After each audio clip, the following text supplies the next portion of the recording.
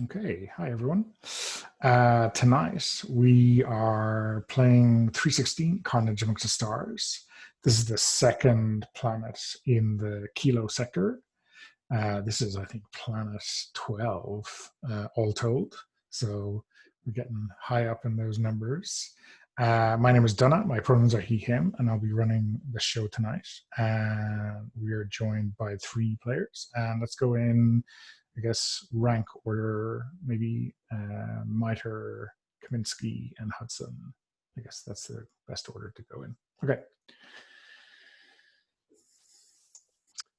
I'm Brian, he, him, and I'm going to be playing, what is he now? Lieutenant Miter, who started as Trooper Terry and then somehow off-screen promoted to Sergeant.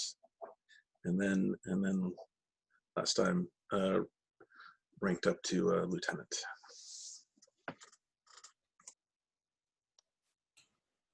Well, we're both troopers, Walter and me, but because I'm a veteran trooper, maybe I'm next. So I'm Horst, he, him.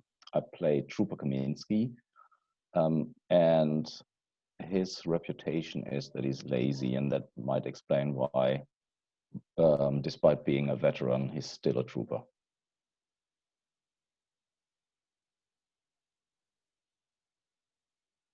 And I am Walter, he, him, and I'm playing Trooper Lionel Hudson, also he, him, and Lionel is green and naive.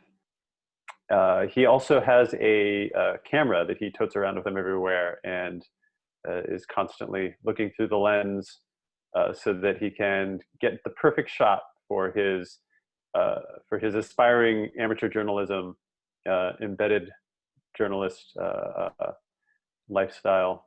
He wants to become a YouTube sensation, posting all of the glamorous and exciting combat that appears on strange alien worlds. Okay, cool. So, yeah, I think I want to get a slice of life from the troopers today. I think the carrier Atlas, this big behemoth of a troop carrier that brings you all to these new worlds, is maybe a few days out from your next stop. So you're doing whatever troopers do, albeit in 0G while you're in hyperspace. I guess I want to get a sense of what kind of change Lieutenant Miter is having, since he's been promoted. He has to take care of the whole platoon now. So what's that change been like for him?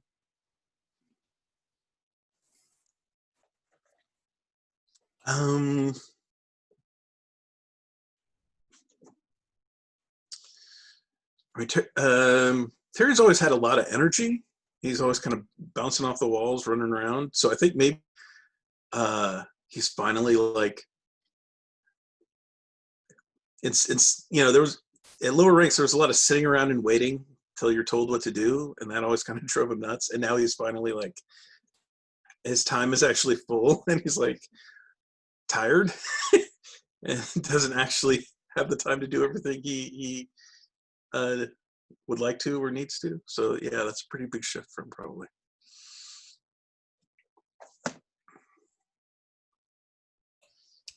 And yeah, I guess you've got like a couple of people helping you out in the platoon, but it's like there's a gunnery sergeant and there's a comms corporal.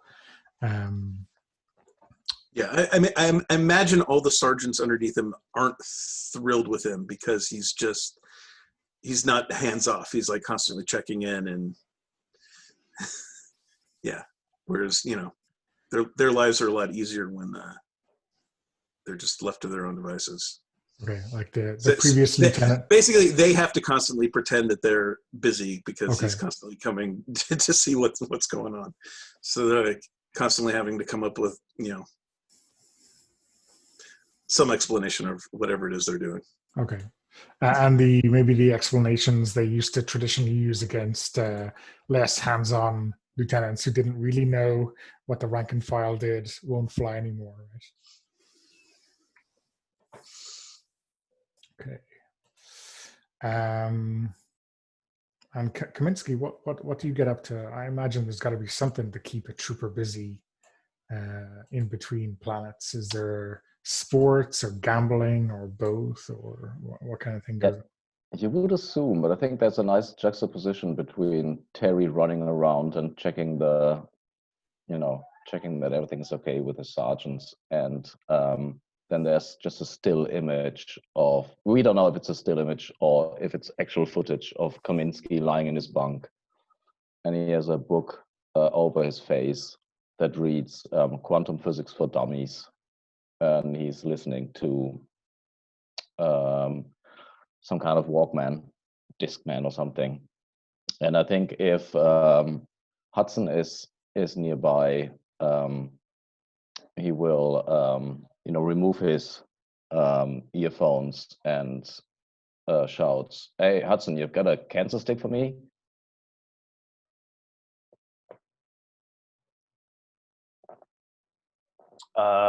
Hudson's fiddling with his camera as you speak, as usual. He's either filming somebody or he's playing with his camera and changing the settings and the lenses on it, or editing his videos on his little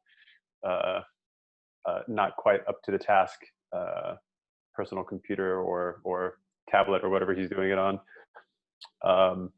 And he kind of looks up and says, no, I'm all out. Actually, I had to trade some to one of the troopers in the quartermaster's office to get a new battery. It's really hard to get new camera batteries out here, I tell you. No worries, man. I got one. I'm gonna be covered for the next battle. I'm gonna be able to film the whole thing. That sounds I hate it when bad. I run out of power right in the middle of a battle. Then I got to pick up my gun and shoot him again. I mean, shoot with my gun.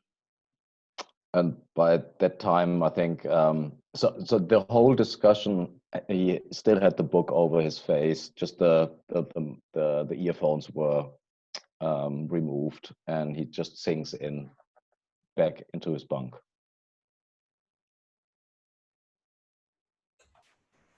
So I think the squad sergeant Martinez, she's running around trying to make some kind of accounting that the lieutenant is looking for. Has everyone's Mandelbreit armor got the correct charge for their night vision visors? And why can't we just route this into the suit power? Like, it makes no sense. Whoever designed these things, they're like designed to fail. Must have been built by the lowest bidder or something like that. So there's a lot of grousing going on, and the top-down pressure is kind of getting to them, the sergeants in the platoon. How about, I know Lionel is obviously trying to shoot stuff for his video column or whatever. Has he been hearing any crazy stories from before his time, or? Yeah, well, I mean, he's often just going around getting like kind of the slice of life of what's going on here. But he's like also found, like, some people are kind of willing to talk a little bit off record, and he's actually tried to upload like an encrypted file that was like of one of the sergeants, who kind of had like I'm gonna say one of the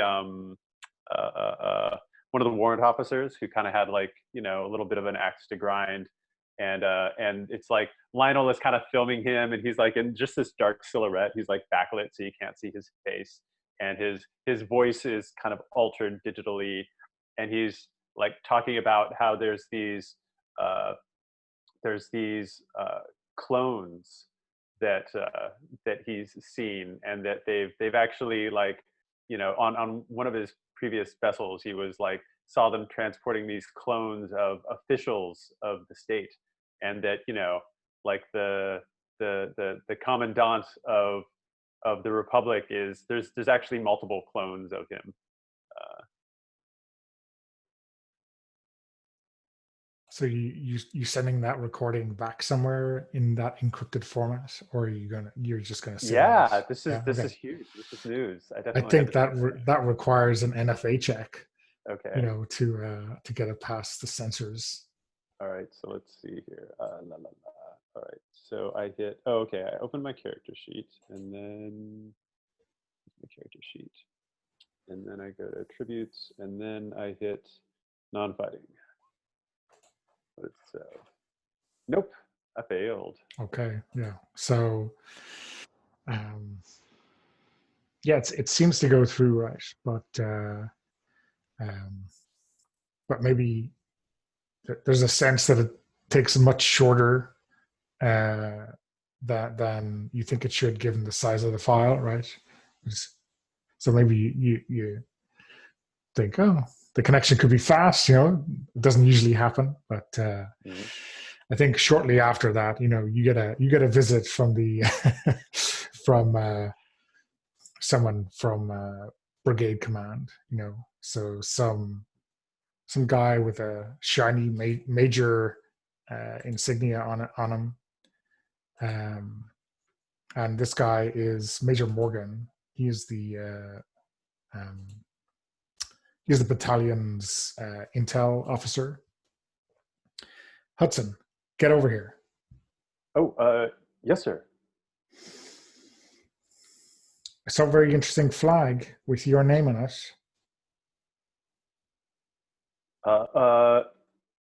I'm sorry. You saw what? You sending files home? Well, yeah. I like. I'm constantly sending. Constantly trying to messages circumvent security. What, me? No, I not at all. Like, all my messages are, they go through the proper channels, and my videos I only upload to the approved YouTube, and the censors see it and everything. Hudson, if you were anything more than a trooper, you'd be facing a demotion committee right now. Do you understand? As it is, you're in latrine duty for a week. Oh, no, latrine duty again? I hate latrine duty. Well, we don't give it to you because you like it. Oh, man.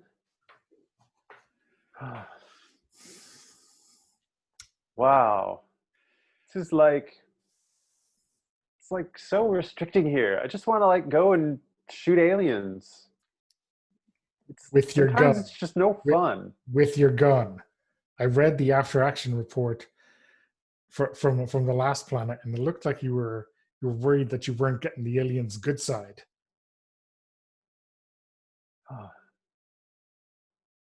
But I did get their good side. And I even shot a couple.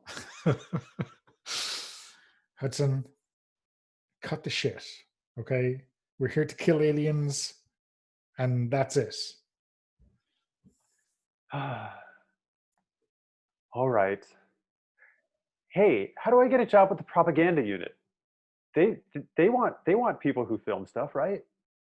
Okay, well, then maybe you should forward all of your recordings to them. Oh, okay.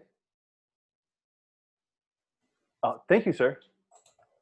I'll do better next time, I promise, sir. Hopefully.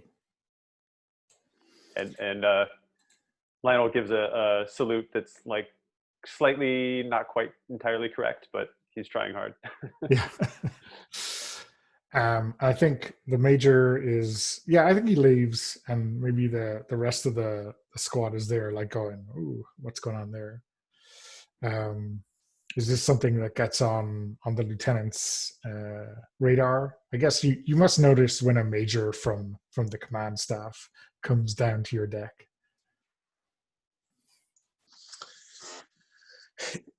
Yeah, I imagine that's why on this next mission, I'm going to be keeping Trooper Lionel close to me so I can keep an eye on him.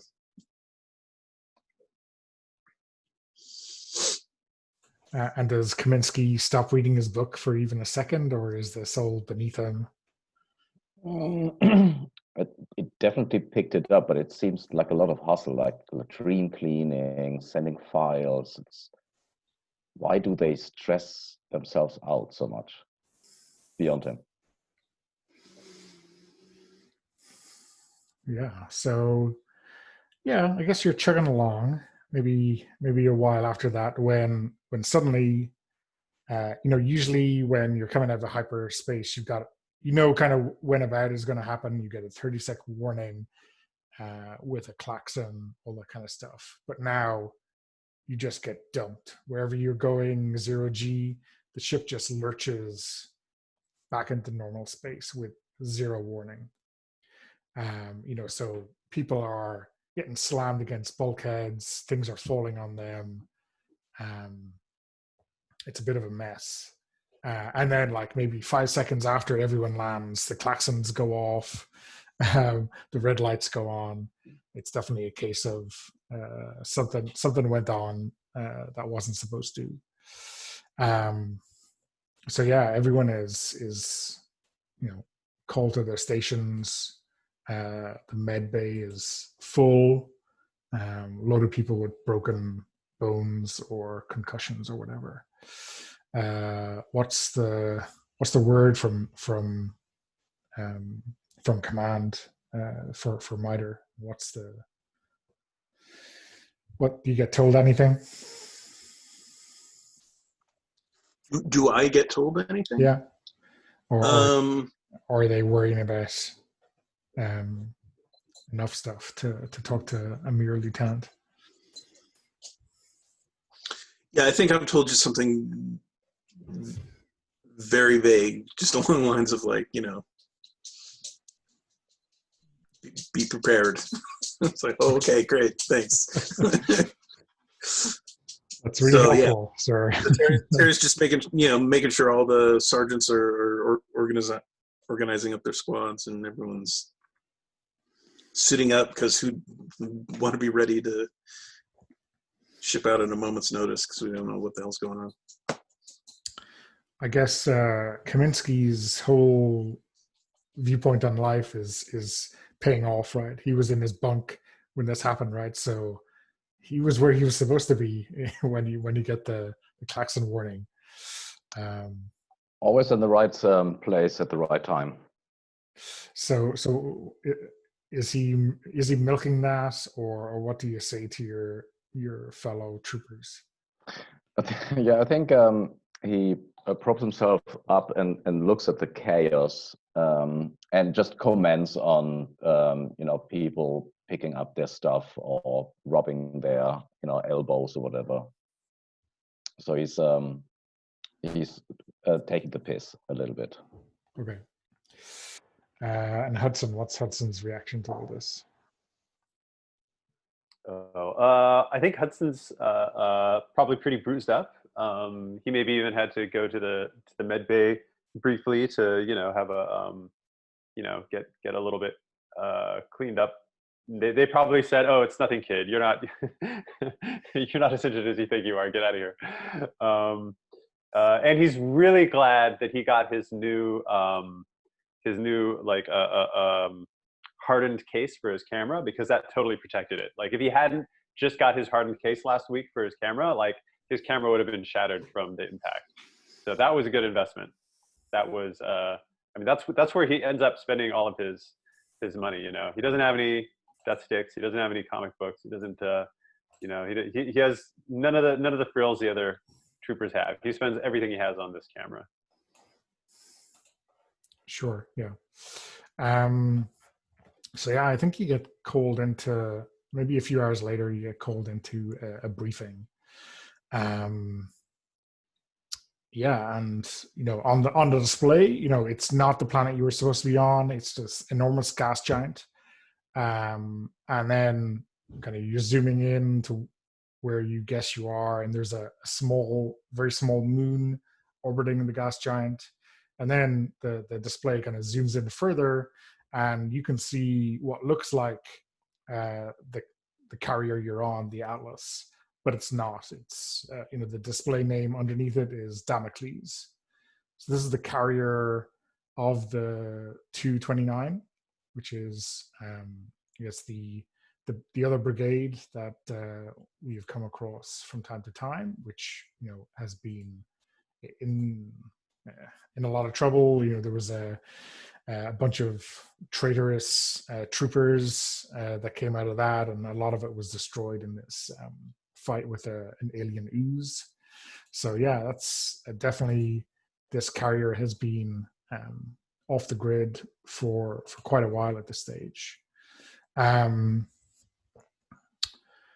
one kind of, we call it interesting, but one kind of worrying thing is that the whole kind of display is marked with like a radiation warning. So between the gas giant radiation belts and what must be a cracked reactor on the Damocles, this place is really no good for anyone for any long period of time.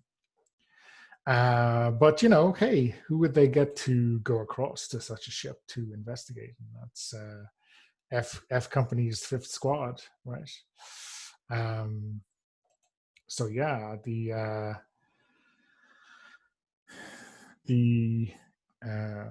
Captain Beatty is briefing, and in his usual kind of direct manner, listen, everyone. We've lost contact with the scouting engineer party that went across the Damocles half an hour ago, and we need to send in a proper mission, and that's where we come in. We're gonna launch shortly. Lieutenant Miter, I want you to take the lead on this. Handpick a squad to go across. And whatever you do, let us know what's over there for us, because we don't want to be sending in another squad in half an hour to find out what happened to you. The techies up top tell us that maybe there's something inhibiting or navigation, or maybe our jump drive, because this kind of slide out of hyperspace shouldn't happen. So we need to find out what's causing it and get rid of it or turn it off or whatever the hell. So yeah, that's I guess that's the plan right now.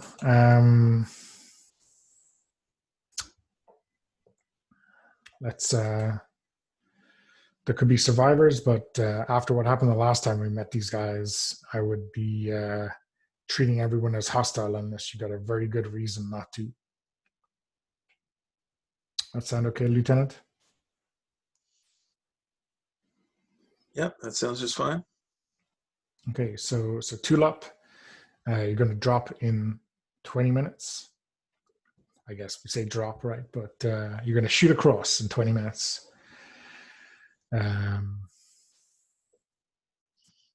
Otherwise, we'll be following you up in another 20 after that. But make a beachhead for us, and we'll follow you.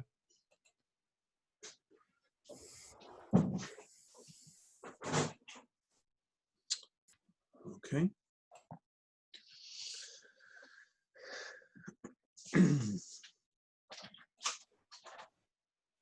So I know why. Like, we've justified why I'm grabbing Hudson on my team, because I just don't want him. I want to keep an eye on him. I'm trying to think why I'm choosing Kaminsky. Well, I guess just Kaminsky's not going to be. I guess after getting blown up by our own grenades, it's the opposite of that. So. I mean, if they're all in the same squad, I guess you bring one squad with you and you don't split them up. It's not quite a, pick one guy from every squad in the battalion or Yeah, whatever. that makes sense too. I think that Kaminsky even comes over to Lieutenant Mitre and he says, hey, Terry, I'm reading this super fascinating book. So if you pick another squad, that's totally okay for me. It's about quantum physics. It's deep, man. Yeah. No, you'll be with me, but you know, the sooner we get started, the sooner we'll be finished, right? Yeah, well, worth trying. Thanks, man. We'll just make quick work of it. How about that? Let's do this. Let's blow up some aliens. Yeah, Investigator Hudson, you want to do some investigative reporting? We got an investigation to do. Yeah, this is going to be great. We'll figure out what's wrong with the Damocles. Breaking news. It's going to be phenomenal. So and I'll send all the footage to the propaganda department and make you two heroes. Trooper Kaminsky and Lieutenant Mitre. Heroes. Hey, Hudson, The just 319. keep me out of your story. I mean, otherwise Brass gets crazy ideas and I got promoted or something. Oh, okay. Well, I can try and make you look bad too. Just let me know. Just cut me out of the footage. That would be like, I would really appreciate that.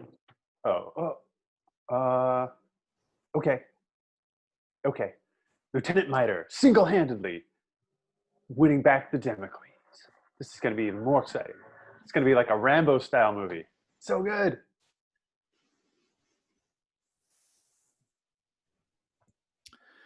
okay, so Brian, when you get promoted to a lieutenant, you get access to drop pods. Drop pods can be used basically on the first mission, on the first encounter on a mission, and they give you like a instant ambush. But if for some reason you lose that encounter, you have to evac out of there. You lose the drop pods, and you gotta get them back in a normal development role. So it's up to you whether you choose to use those or not.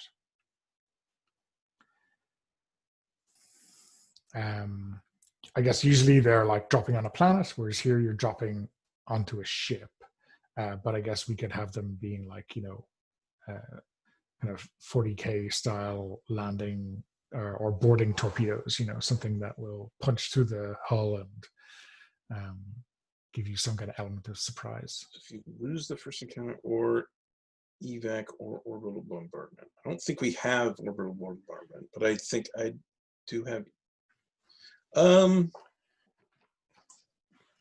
Seems pretty good. I guess we would use them.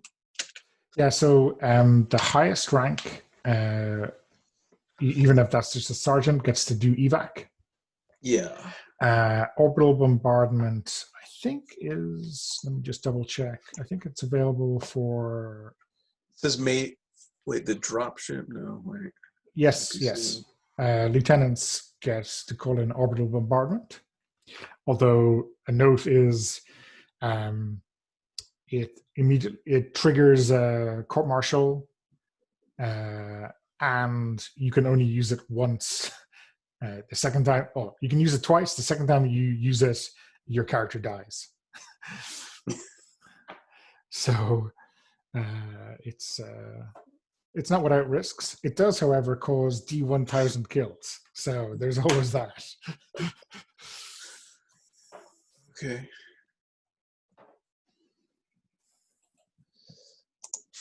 Okay. Well, good to know.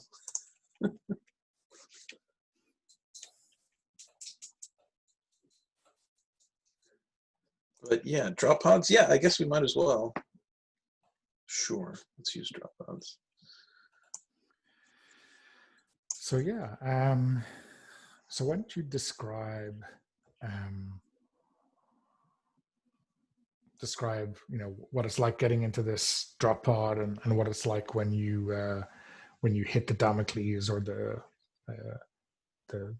remains of the Damocles at least. This is pretty much your free narration. So I guess if we weren't using the drop pods, we would just be jumping out of an airlock of a shuttlecraft, or maybe and the drop ship would go over and dock, or you'd cut a hole in the hull, or just crawl in that way. I don't think you'd be jumping across, although that has happened in a previous episode when things went hairy on this asteroid belt. But yeah, I think you would be landing on it normally and somehow getting. Seems like. Yeah, docking is just asking to get ambushed, and then jumping across and being on the outside of the hull, cutting our way in. Yeah, no thank you. Let's go with drop pods. Just catch them on the back foot if we can.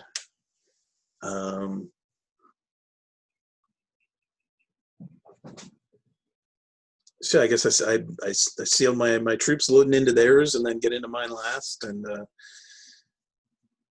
yeah, I imagine we're just getting shot into this ship like missiles, right? Yeah, sounds cool.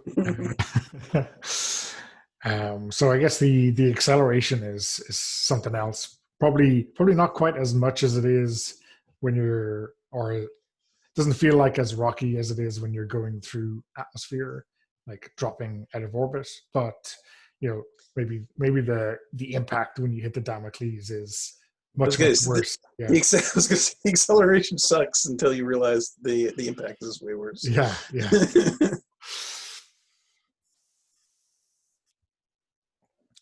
Yeah, and then the explosive bolts on the drop pod go off, and you can get out. Now, obviously, it's 0G, but maybe the first thing that you notice is your Geiger counter start to go off the charts, right? So it's keep taking your meds to keep that radiation controlled a bit, and then pray you get back to the med bay afterwards in one piece to get another course of whatever it is, anti-radiation gunk. So there's I put 2 tokens down on this first one. So I think you're all gonna, because it's an automatic ambush, there's no fighting ability check. There's just a roll off to see who kills the first token and who kills the second token. That's a high roll winning situation. Let me describe the aliens first, and then you can work that into your kind of color. I think when you hit and when you start to disgorge out of the landing pod, you see these it's almost like metal spalding scattered all over the deck, and then it's sticking to it, it's not loose. And then it slowly starts to aggregate like they're magnetic balls, right, that are just clumping together. And then they grow up into some kind of creature like a drone. So they're definitely not living things. They're nanite robotic things that are definitely definitely got their eyes on you in terms of being a hostile force, right? It's obvious these are the aliens. These are these are artificial life forms, right? That can take different shapes, but are definitely metallic and magnetic and loads of nanite business going on there. Okay, so why don't you do a simple D10 roll off, and the highest person goes first.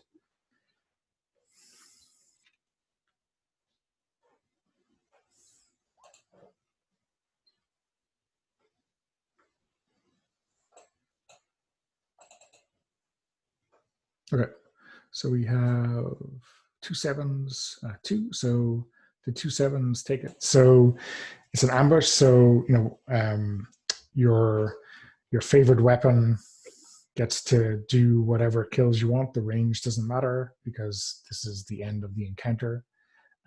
So yeah, why don't we hear from Miter first? So roll your kills and then describe what happens.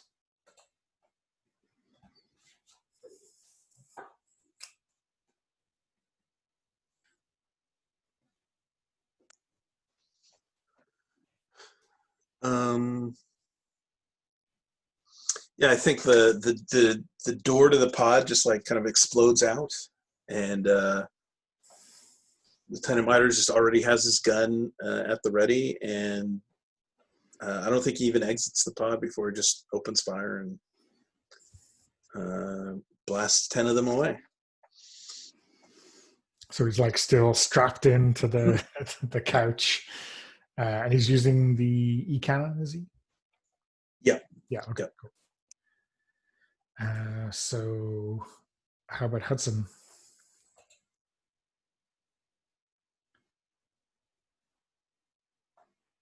You're muted. Sorry, flipping around too much. Hudson's going to use his energy rifle to blast them.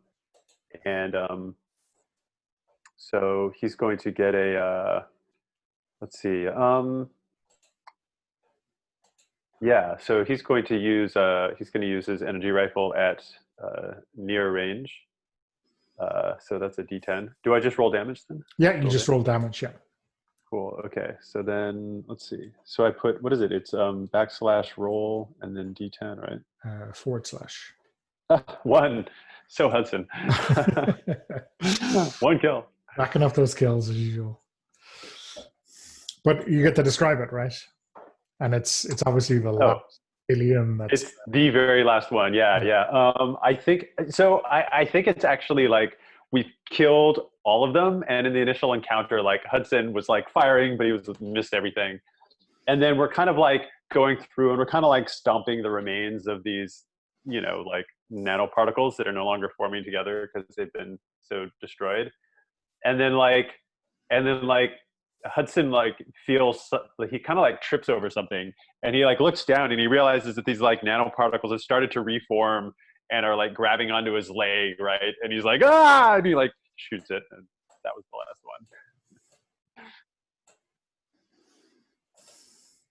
one. Okay, yeah, cool. So yeah, you're aboard, right? And I think the initial plan from HQ that you're all aware of is that you board the Damocles, retrieve the logs, and everyone will find out what happened, and maybe they'll you're lugging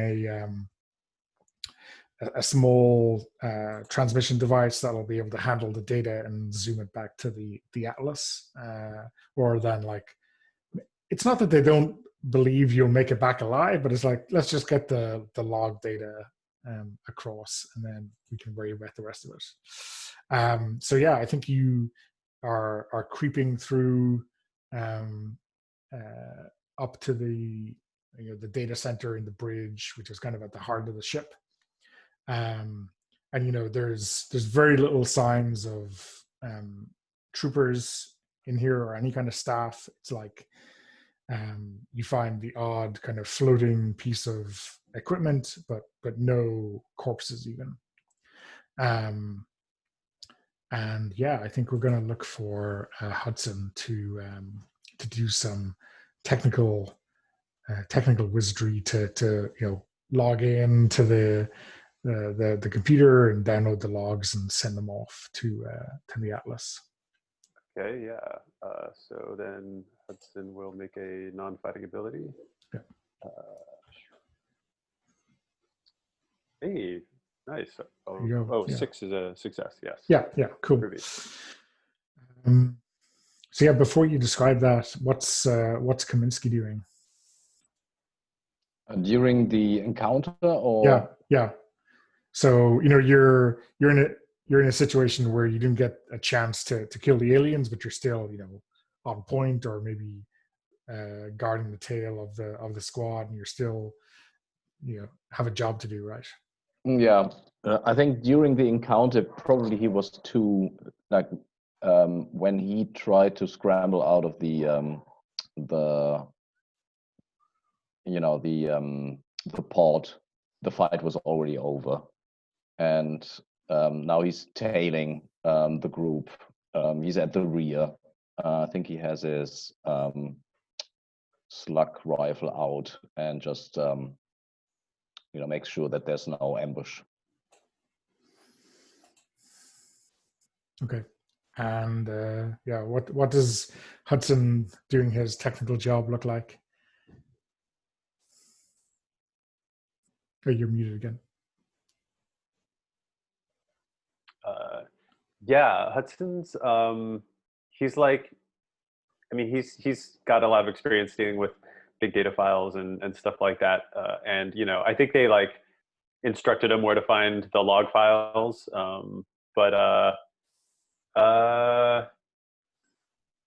Yeah, I think there was this moment though where Hudson realized, hey, wait a minute, there like could be really interesting information on the log files. I should like keep a copy for myself so I can go through them later too. So I think Hudson like he has this like new information about, oh, that's where the log files for these Atlas Damocles class ships are. This is awesome. And he's like, kind of like, once he gets the information like sent over, he's also like kind of downloading a copy for himself, kind of like on his like extra large data chip that he has in his camera. Okay. You digging around for anything else, or you just?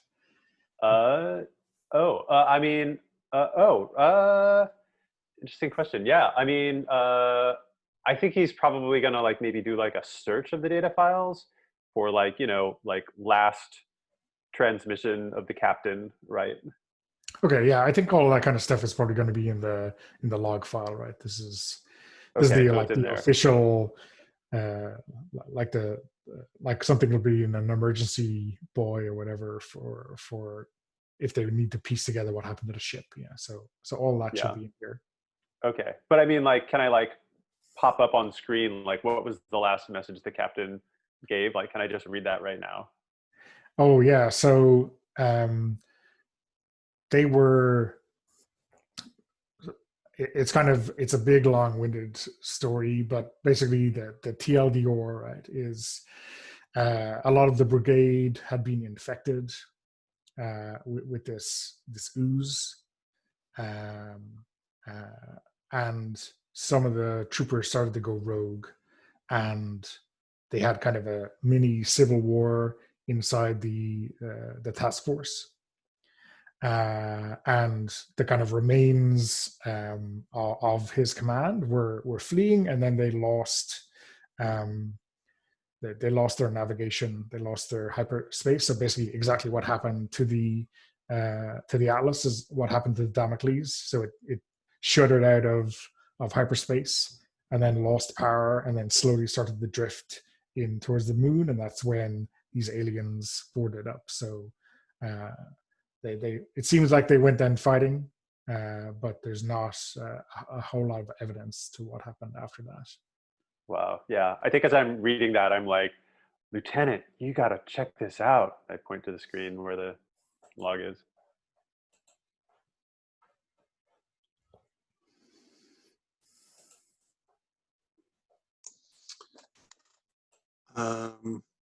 Yeah, I think can I radio back to just report in that looks like this ship was whatever dropped us out of FDL was an alien attack.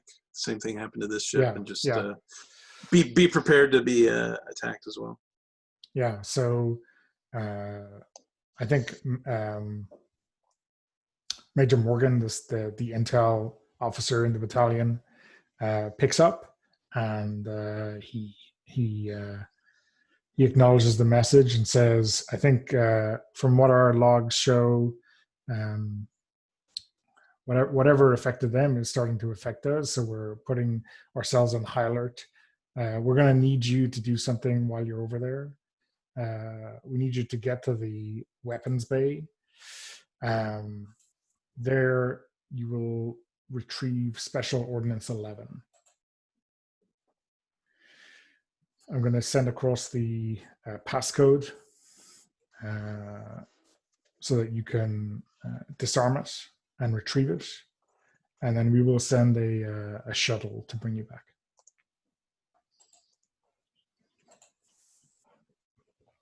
Understood.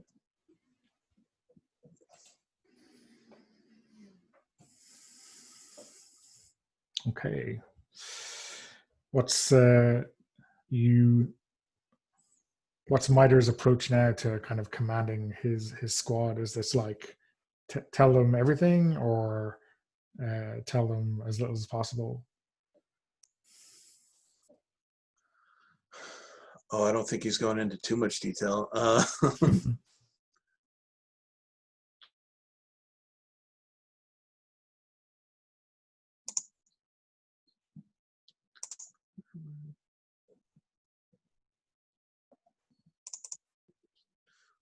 What is it?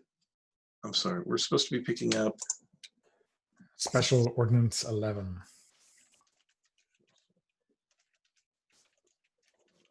Okay.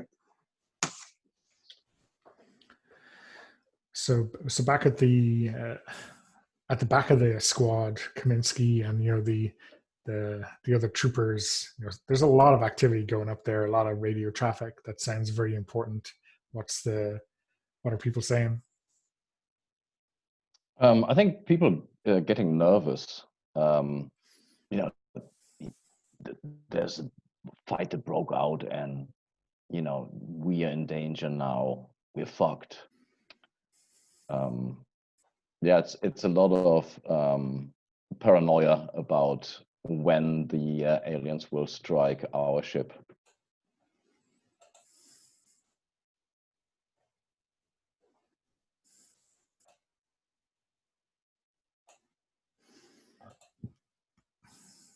And how much of this is Hudson recording for his own later usage? It's I think it's pretty good default to just assume Hudson's recording everything. Sure. He'll add the commentary later, or is he doing that out loud as you creep through the corridors? Yeah, that's pretty funny. Yeah, I think there's on occasion he's like, narrating things. He's like, especially if there's something like kind of inane, right? Like there might be like, I don't know, like a pipe might be leaking, and Hudson might do a close up of this leaky pipe and be like, have the nanobots become fluid?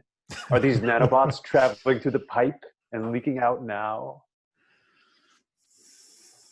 Cool. Okay. You're making your way down to the weapons bay. So this is our second encounter. Because everyone is using their usual weapon, right? Lionel's got his energy cannon. Yeah. Or energy rifle, rather. Yeah. And Kaminsky is on his slug rifle, is he? Yeah, I don't know. I think his best weapon is obviously the med bay. Is it like spacious a little bit? It's a kind of I think it's more like a long kind of locker room, if you know what I mean. Like there's there's a lot in there, but it's quite narrow, so I would assume that that I have my rocket pod out. Okay, so that just means if it gets into close range, I'm fucked. Yeah. Okay. But you'll rack up the kills if you get to near range. Okay, cool. So I got 3 alien tokens in the encounter.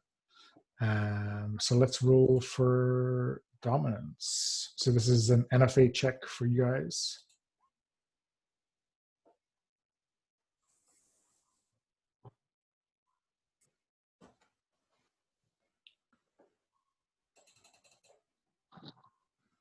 Okay, so the highest success is the alien with a 6. And I'm going to make you cry, Horse, because I'm going to set the range at close.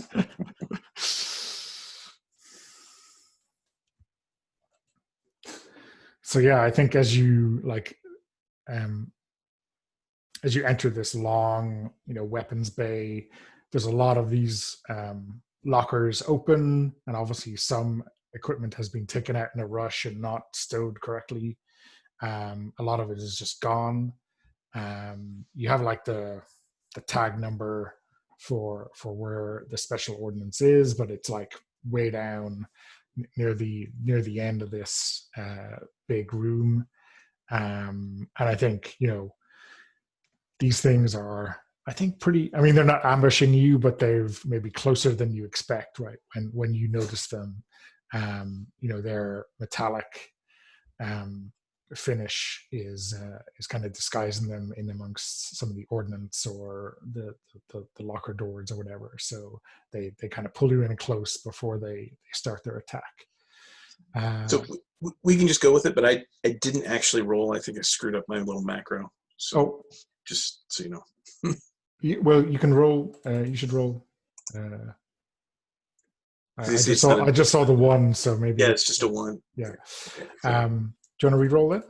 All right. Well, I want to roll it just to make sure I fixed it. Yeah. If nothing else. Perfect. I got a one anyway. So. Okay. So it's Good. as we were then. Okay. So in this case, you've got a choice of what you want to do. You can open fire. Obviously, that the aliens are always going to try to kill you. Your other so if you succeed in your weapons roll and you beat the aliens, you can move your own range. Or if you wanted to, you can try to change the range yourself by making an NFA check. Okay. Or if you wanted to, you can change weapons by making an NFA check. Okay.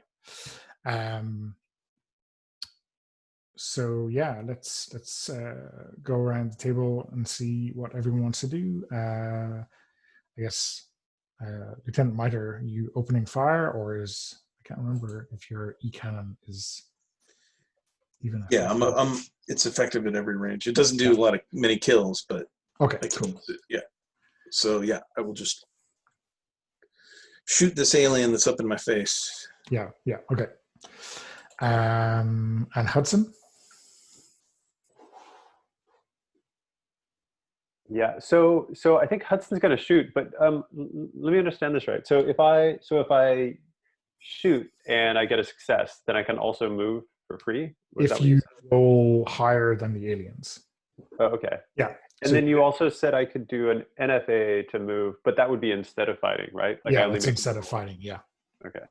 All right. So I'm gonna fire my energy rifle. Okay. So I will. So just hold on a minute and we'll. Oh, okay. I'll just tell you what I'm doing. Okay. Kaminsky will change his range. He will move away. Okay. So yeah, the aliens are gonna try to kill you all. So I'm just gonna roll their attack now. A success on a 4. Okay. So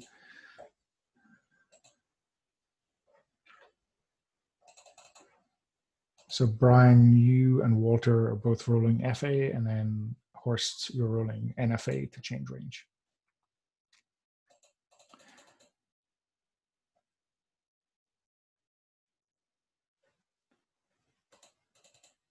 Ouch. And if you, and again, as per before, if you want to, you can use your combat drugs once per planet to re-roll a fighting ability check.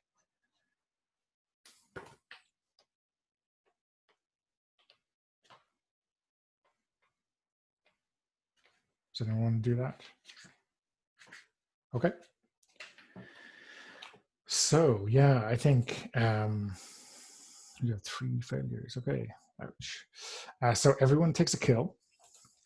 Yeah, and these aliens are kind of quickly changing forms to kind of take advantage of the close quarters. Maybe they're changing into something kind of snake-like or scorpion-like to get in there fast. Or to avoid your weapons, the arcing of the energy fire it doesn't seem to have much effect on them right now. And they are kind of clinging into you and clawing through your armor. Okay, and sorry, let me just check one thing. Check their special ability.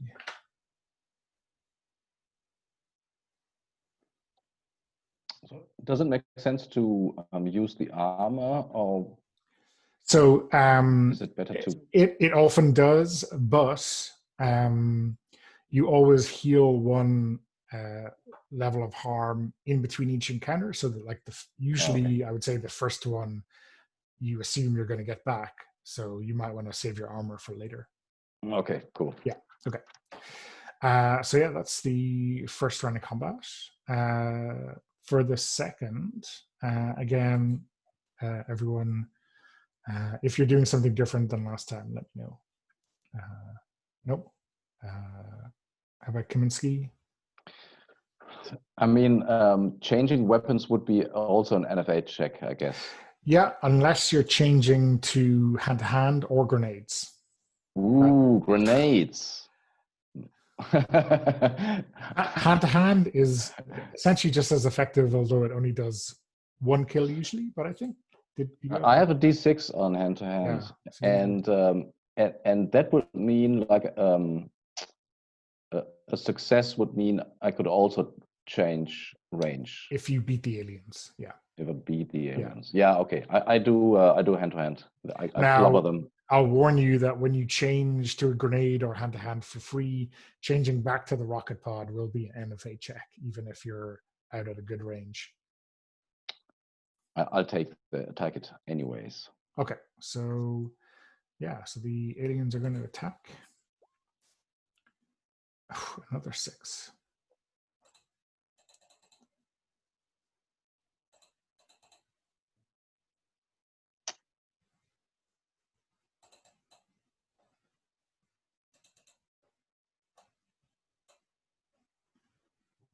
Okay, so 6, 3, 1, and a fail. I'm on 9. Okay, so yeah, more and more of these aliens are coming out of the lockers. Again, all the way down. You kind of hear locker doors being opened, right? And these things start scuttling out. And the ones that are in close combat with you, start scraping through the armor, right? Squeezing into you, and some of the other troopers say they can kind of feel these nanites start to squirm through the armor even. So yeah, everyone takes a kill. This is the one you can, if you wanted to put on your armor, if you so wish. Okay, and then we go to Miter. So yeah, you got a success on a 3.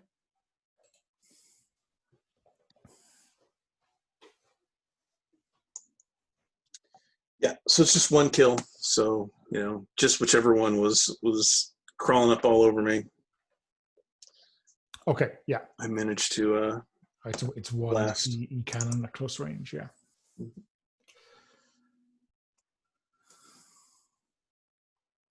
Okay, and Horst, D6 kills with your. Is this with your fist or with a knife or something? I think that I have the. I just club them with the grenade launcher. Okay, yeah. You're just very good at it. Okay, so the alien special ability is, sorry, let me remove the second threat token, is exploding bodies. No. So, exploding bodies, let me read this out. When at least one threat token is removed from an encounter through kills in the combat round, the GM can expend one threat token to cause a kill to all PCs at close range. The PCs affected are showered in caustic matter from the exploding alien bodies. So yes, I'm going to spend an alien token from the pool to inflict another kill on you all as whatever aliens are near you just explode. Jesus. We really need to not be at close range with these things. It's bad. Yeah. I mean, does being at close range really matter? I mean, is it because they're attacking us? If we were all at far range, would they not be able to? I mean, they would still get kills on us, or would they? No, so if you were at far range, they wouldn't be able to use their alien ability, even if you were at near range. Oh, okay. The exploding thing is only for close yeah. The range. exploding thing is only if they get to spend it, and any PCs in close range get hurt. So if you were all at far range or near range, it just wouldn't trigger it. Okay. Cool. So can I now change the change to near? Not for free, because they rolled higher than you. So if I'd wanted, I could push you all out to near range, but I'm not going to do that. So it's basically, if you succeed and do better than your opponent, you can push. The troopers can be pushed in or out depending on who wins. Does anyone have a weakness maybe, or a strength to exploit? Weakness just gets yourself out. So it would take a strength to... Well, there's only one token left in the encounter, right? So weakness would get rid of that, and that would end the encounter. That would not be in combat per se, so that wouldn't give me the ability to use the ability. If you know what I mean. So I guess it's back to clubbing aliens. I have a strength and a weakness available, and I think you guys can either one of you force me to use a weakness? Yeah. So so troopers have this seldom used special ability called force weakness. So I guess I like to describe it as them talking about their officers behind their backs, right? Page 89.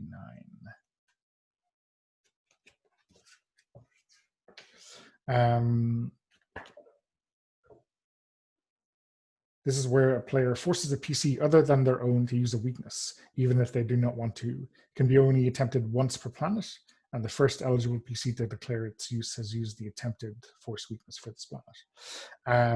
And it's an NFA check, and if you're successful, on your turn in the combat sequence, the target PC must use a weakness. So yeah, it's... And that is a trooper specialty? Yeah, yes. Troopers have that special ability, and they can use it on anyone superior ranked than them. Cool. Okay, so I would have a pretty good chance to succeed since I have a high NFA. Yes, you would be good at it, and I guess you can use it. You can use it on anyone, but only the lowest ranked people can use it. So either of you could use it. No, I can't. Yeah. Oh, interesting. Okay, so I could use it on either Kaminsky or Miter. Okay, and then, so does it make sense to? I mean, I guess the problem right now is all of us have taken a lot of kills, and I mean, I've gone through my armor as well. So if I take another kill, like I'm dead, right? Like I'm gone. Me too. So it definitely makes sense for somebody to use it. I only have a strength. I don't have any weaknesses at the moment. So yeah, maybe that does make sense for me to use that. Yeah, why not? I'll go ahead and use that. I think I will use it. Now, does Kaminsky have a weakness as well? I mean, sounds like Miter has a strength and a weakness, right? So I think it makes sense to use it on Miter. And before we do that, can we see how the next rolls turn out, and then you can interrupt it by doing it? So maybe we should go ahead and roll. Yeah, maybe we'll get lucky. So there's two things here. One is forcing the weakness is your action, I think, for the turn. But using a weakness of your own, you can do it at any time, like, Got it. after you see the rolls happen, right? So, okay. All right. Well, what do you think, Brian? Should I force the weakness for my turn, or? Yeah, if you have to do it on your, I mean, that's interesting. I mean, like, if you think it's a good idea to use the weakness, you should use the weakness, right? Unless you're going to try to not use it yourself and get someone else to do it, right? Then it becomes kind of a game of chicken, right? Yeah. I mean, are we all going to die if we take more damage? Maybe not necessarily, right? Like, if some of us fail their roll, they might take more damage than someone else. If it's that's only for like a grenade, right? I mean, if the alien succeeds, we're all going to. I guess if it succeeds, yeah, we're going to take a hit no matter what. So. Oh, so if it succeeds but it doesn't beat you, then it only kills people who have rolled lower, on a success or failed. So. Okay. And then you can still use your weakness to get out of the situation. Exactly. Yeah. So you can. I think usually it makes sense to use a weakness when you see that the rolls aren't going to do it for you. Okay, but I only have a strength left. I don't have a weakness. So okay. Well, you can do the same thing with a strength, right? Yeah. Although it feels like a strength, it's better to. It's more useful to use it when there's still a lot of aliens left. Yeah. Right? Yeah. Exactly. Yeah. So. Can you excuse me? Sorry, 1 second. Okay. Yeah. All right, maybe I'll go ahead and do this then, just because this mechanic almost sounds like it rarely gets used. Maybe I'll just do the force weakness just for kicks. Okay. And I'll use it on Miter, and so then. So that's your like action for the. That would be my action. So then I would make an NFA roll while everybody else made FA rolls or whatever they're going to do. And like depending on how you roll, that action will take place in the normal sequence. So you really want to roll higher than the alien. Oh, so it's possible the alien could kill us before he's. Yeah, exactly. Yeah. So, oh man, but I could re-roll, right? Like I could use my combat drugs. No, or that's the combat drugs on fighting ability. Yes. Right. I can't use my combat drugs to help me shit talk better. Yeah. So what you would have is a situation where you try to force a weakness on the lieutenant, and then if you see that the roll isn't going to do it, you could just cut in there and say, I'm using a strength to survive. Oh, so that could be my backup, is I can use my strength if I need to instead of that. Okay. All right.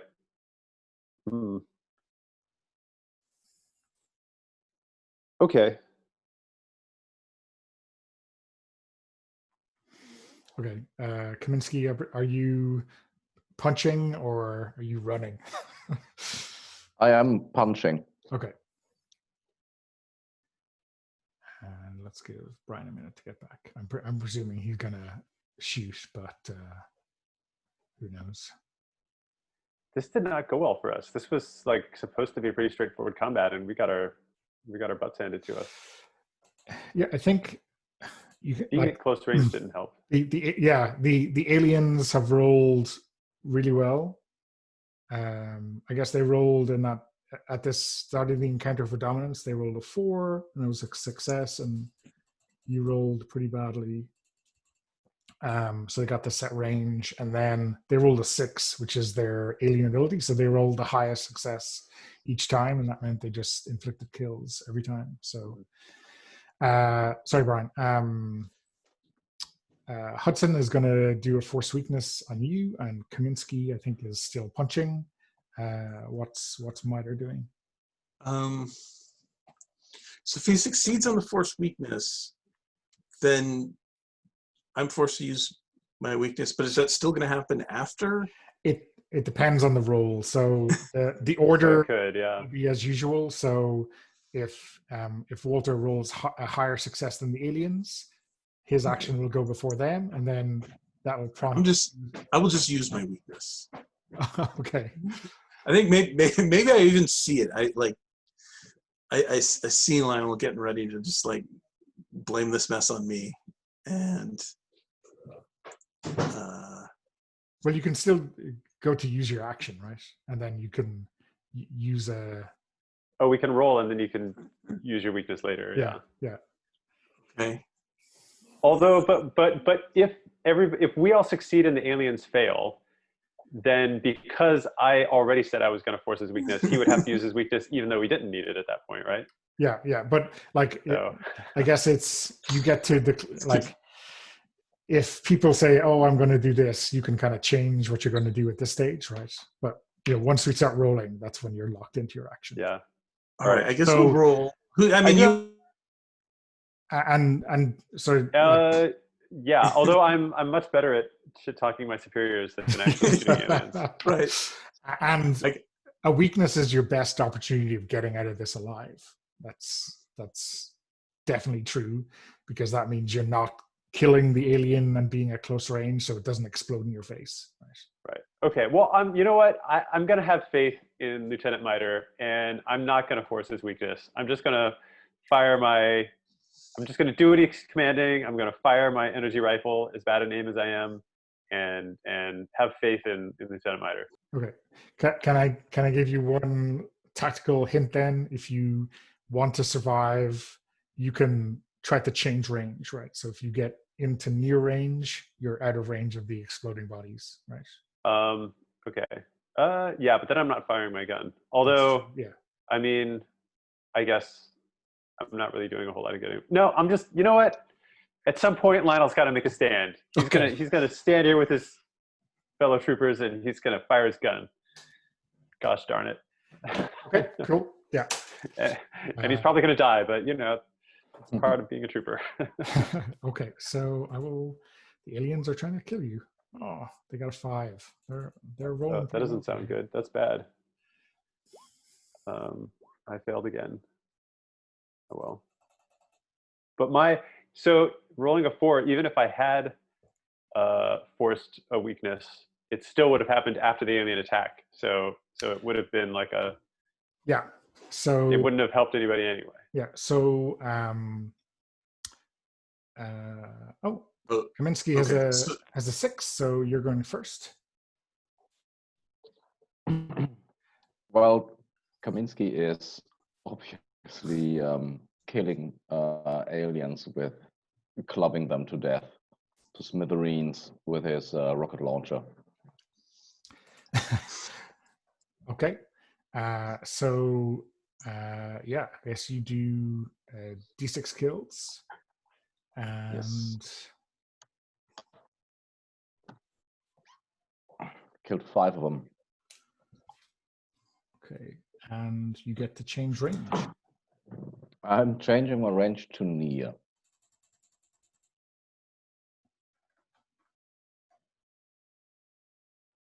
Okay. And now comes the moment of truth, which is the aliens are going to kill everyone. And I will go ahead and use my weakness Okay. to prevent that.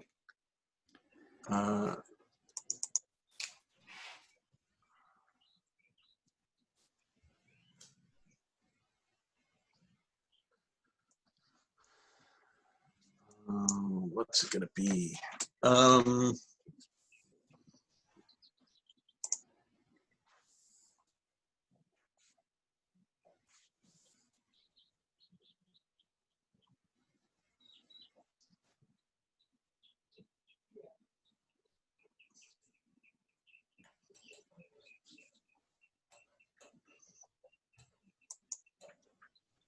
So Donna, it's so even though Kaminsky got a success before the aliens attack, the aliens still get their attack in just because they rolled a success, even though they're because Kaminsky would have taken out the last threat token, right? Yeah, they both rolled a 5 though. So oh, they both rolled a 5. Okay, I thought Kaminsky had a 6.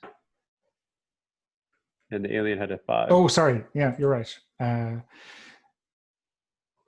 So yes, that is. Yeah. So you do. I don't think you need to use the weakness. Sorry, I thought you both rolled the same. Yeah. So yeah, I think you're okay in that case. I was under the impression that the aliens explode again, but you can't use that twice, I guess. I can, but I guess the encounter is over as soon as the threat tokens are removed, right? Mm-hmm. Okay.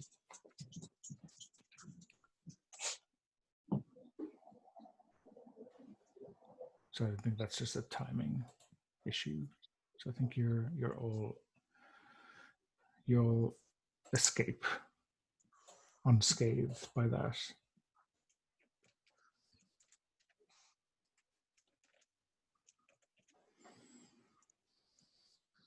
Okay. So yeah, when I guess you can still describe what Miter and Hudson are doing when when Kaminsky is like smashing the hell out of them with his rocket launcher. Well, Lionel is just in awe that he can like smash these aliens with his rocket launcher more effectively than Lionel can shoot them with his energy rifle.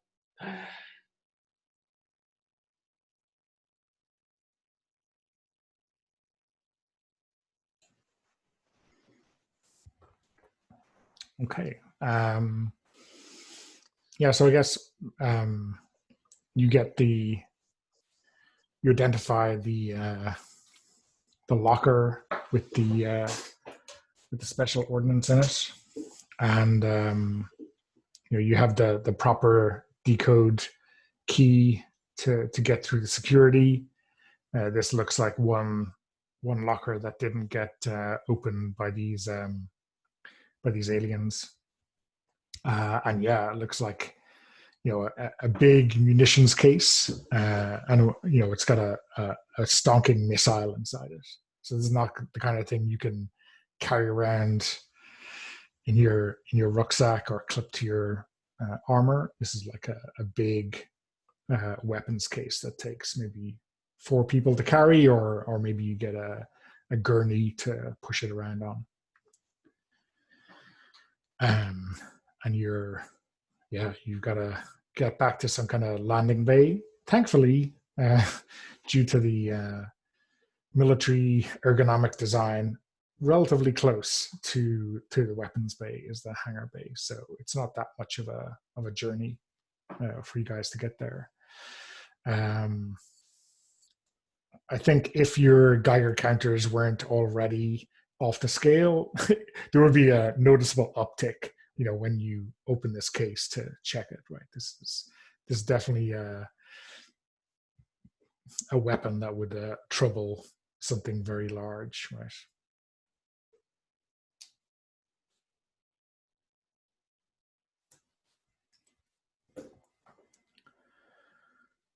So yeah, I guess what are you getting up to when you're moving this down the halls down to the hangar bay, Kaminsky?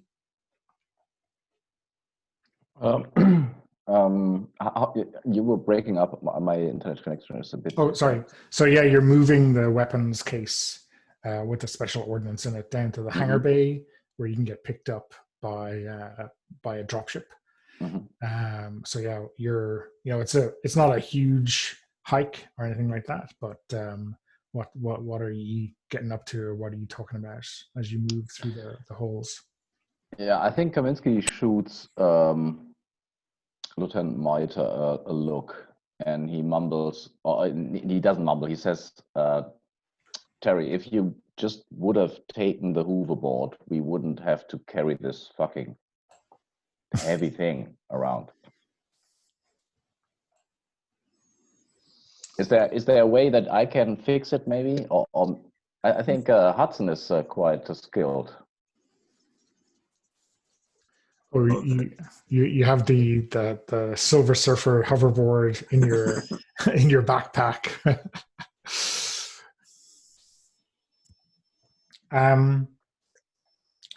Yeah, I mean, I think you could probably hook it up, right, to do most of the heavy lifting, right, and then someone just needs to push it. Oh, Kaminsky could use the exercise. Kaminsky curses.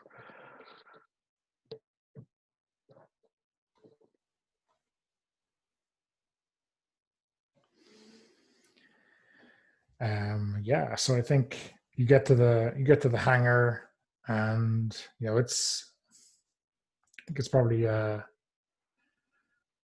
long enough wait. Nerves are fraying as you wait, and every sound that or every vibration you feel through the hull, through your armored boots, is definitely kind of nerve-wracking. These things come at you from all angles, but eventually the dropship arrives, and you push the weapon aboard. I think Major Morgan is there in his Mandelbrite suit to kind of bring it aboard. And yeah, I think he's kind of quietly impressed, right? He gives Miter and the rest of the squad kind of an appraising nod. You've done the job. I think the Atlas is much closer than you remember on your way out. So it looks like it's drifting a little bit, and on the way over, he says, "Guys, you're going to stay aboard this dropship when we touch down. You're going back out. We need you to destroy the source of this interference." So he passes over like a briefing sheet. The moon that you're orbiting. There's a signal coming from a subterranean spot, and it's going to get you to. Normally, this would be a case of get the one of the support ships or even the Atlas to shoot at it, given that it's such a point target. But there's no support ships with you, and the Atlas is kind of out of commission for anything except close defense. So yeah, that's the kind of haphazard on the back of a postcard mission briefing you're getting from him. Is there any chance we could try to patch up our armor? Well, is there any? So in between encounters, you all heal 1 hit. But there's no kind of way that you can patch up the armor in a dropship if you're going right back out. There's not that much time.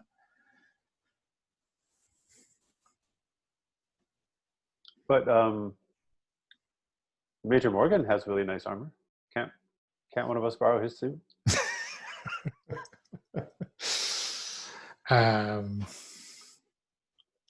I'm not sure he's too enthusiastic about that of getting out of his armor in the middle of a war zone. Who knows what could happen? And he's a major, so it's not like any of you can order him. But if you think you could take him, right, without damaging the armor.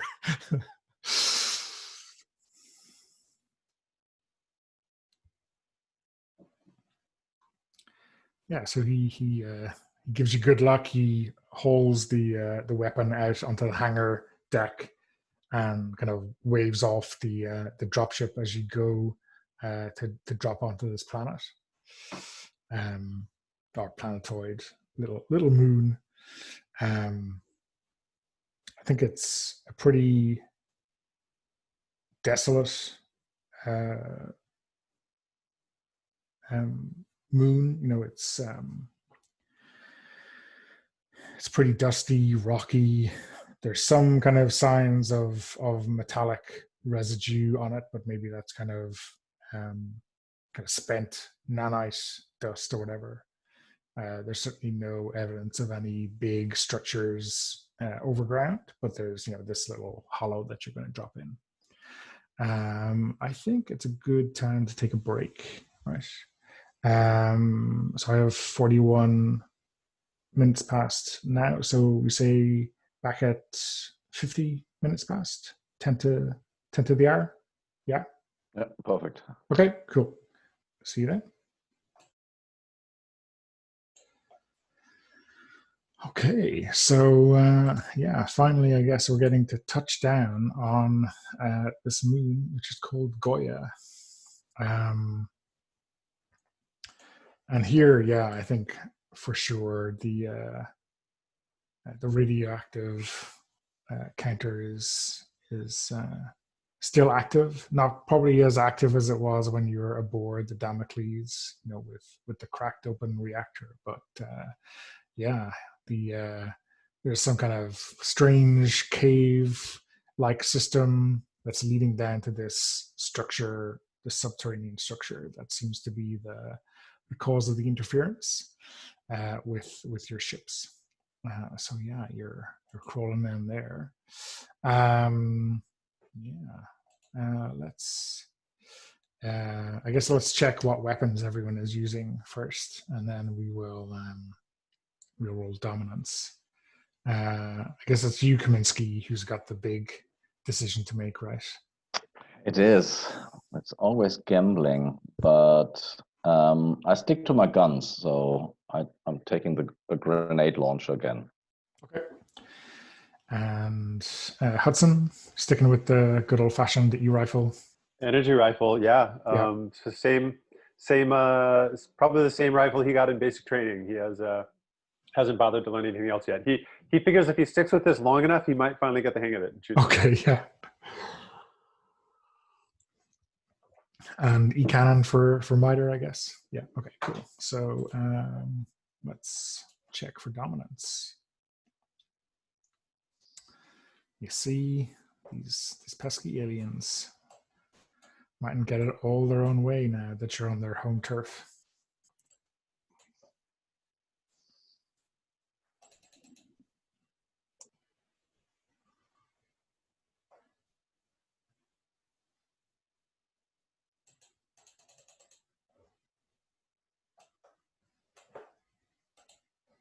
Is Kaminsky rolling, or are you? You don't all have to. Your nose out of it. I think I'm rolling. Okay, yeah, you can see it there. You got a 7. Huh. Is that right? Are you seeing that? No, I can't see it. I don't know why. The last thing I see is Lieutenant Miter. And I even refreshed. I don't know what's happening. Okay, Weird. I'm seeing a 7 for you. Okay, cool. Just a minute ago. Okay, so that is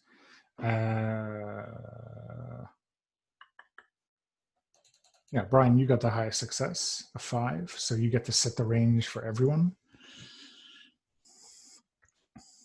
Yeah, I'll set it at near. Okay. Well, will I? Because Kaminsky's using his rocket pods. Yeah, the rocket pod. Yeah. Those are no good, except at far. I added a die to. Yeah, I'll go ahead and set it at far because we don't. We don't. Lionel's okay at far. I added a die to Lionel's far with his energy rifle, so that's good for me.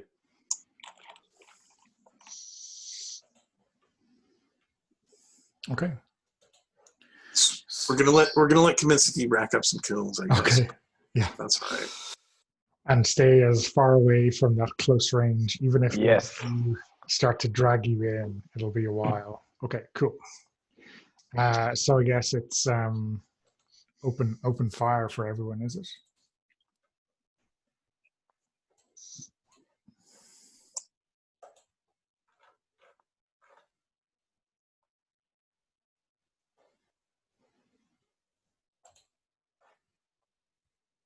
Nice. Lionel finally hit something.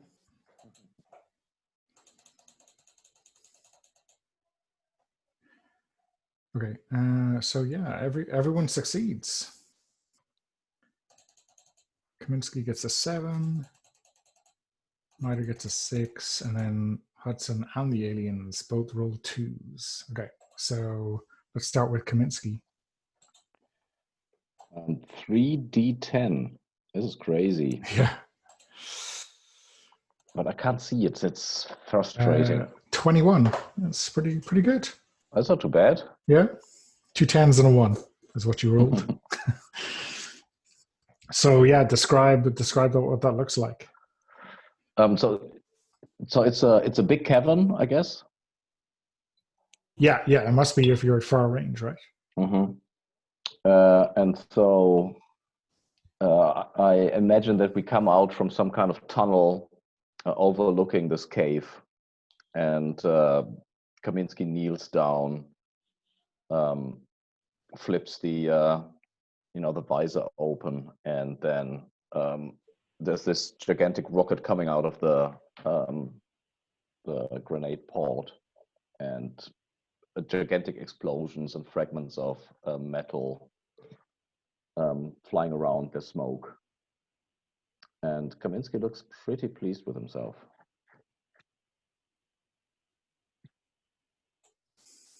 Yeah, so I guess the rocket lands right in the center of a big mass of them, and shatters them. I think he just created more of this nanite dust for to be trod through. Okay, my turn next. With your 6.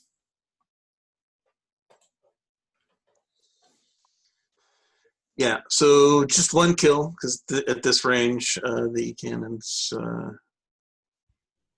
not that powerful. So I guess I will go ahead and move up to near range to just at least have a chance of getting more kills. Cool. Okay. And then Hudson, you are killing the aliens, and the aliens are also killing you. So The aliens are killing me, but not anyone else. Oh, because they rolled a higher. yeah. So their fail was higher than my success. Is that why? No. So the aliens succeeded, but they did. Okay. Miter and Kaminsky's roll was higher. So the aliens don't kill them; they kill the aliens. And if you roll the same as the aliens, you kill them and they kill you. Okay. Okay. Cool. I mean, inflict the kill. Obviously, they don't kill you outright or anything like that. So take harm for Hudson, and then describe what your shooting looks like. You rolled a 1. Yeah, so I'm thinking at the far range, I've got like my camera actually mounted like a big fancy awkward scope on top of my energy rifle, and I'm like looking through my camera, and I'm actually able to aim through my camera better than through the energy rifle itself, so I can shoot and shoot at the same time.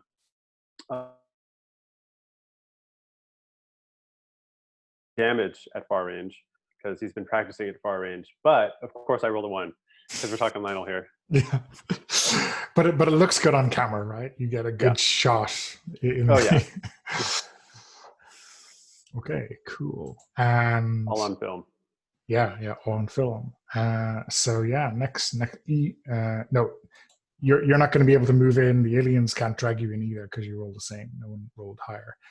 But Miter is charging in to be at perfect range for his cannon. Okay, so everyone still shooting? Yeah. Yep. Okay.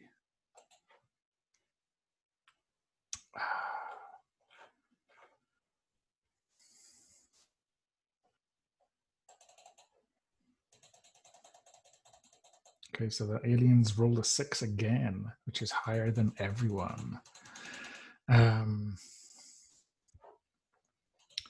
So yeah, they're crawling out of the kind of. I think I might use my combat drugs this time because sure, yeah. Actually, but you know what? They're still going to cause damage on me, so I don't know that it really. Well, let's see though. But we have 2 left. I don't know. How many successes do the other? Well, you both got successes, so we're going to take them out. So okay, I won't use my combat drugs yet. I would save it for a time where the aliens rolled low enough that you've got a shot at. Yeah. Well, that's the problem though, right? Because the highest. Yeah, but they got a 6 this time, so it's not it's not going to be. Yeah, I agree. You're right. Okay, so I'll save that. Okay. Yeah. So I think maybe what you're seeing is that some of them who are like on the cavern roof are like just jumping down on top of you and hitting you that way. And they're difficult to get a beat on when they do that, and they're not like doing it in waves or anything, but just enough to keep you off balance. So yeah, everyone take a kill. And then we have. Okay, so that kill will be my last. So I think I have to use my strength now. Yeah. I don't see anything else I can do. So yeah, I think I have to pull out my strength. How How does that work again? Do I So just yeah, you're tell gonna the narrate a flashback? flashback. So back to your either your life growing up or maybe in boot camp or something like that. Yeah. And give it a name and describe what it looks like, and then you describe how you apply that in combat to kind of win the encounter all by yourself. Yeah. So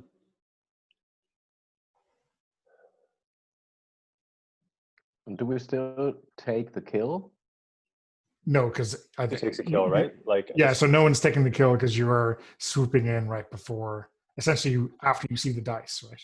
You're saying nope. Cool. let's see. So yeah, I think what happens is there was a moment like during boot camp, and I had this sergeant who was just like really had it out to get Lionel. Was just convinced that Lionel was not going to be able to make a good trooper, and that Lionel's heart wasn't in it because he was, clearly more interested in catching things on film and whatnot. And he wasn't even supposed to have his camera at boot camp, but somehow he always managed to have it with him anyway. And it really ticked off this sergeant. And and there were the sergeant was sure that they were going to be able to finally get Lionel kicked out because there was like a big kind of war game kind of skirmish thing near the end of boot camp, and there had been like basically like a foul had been committed by Lionel's squad, and they were all like, oh yeah, like Lionel cheated and this and that, and they were totally offsides and whatever. And that's like you gotta play by the rules if you're going to be part of this troop, right? We got to be able to trust each other. And Lionel was like, well, no, actually, I happen to have it on film. And he was like able to show, no, I had it on film, and I can like show you that wasn't what happened. We were totally there. And the sergeant was really pissed off. He's like, damn it. And so the sergeant was like, sorry, I got it. And I think what happens here is that the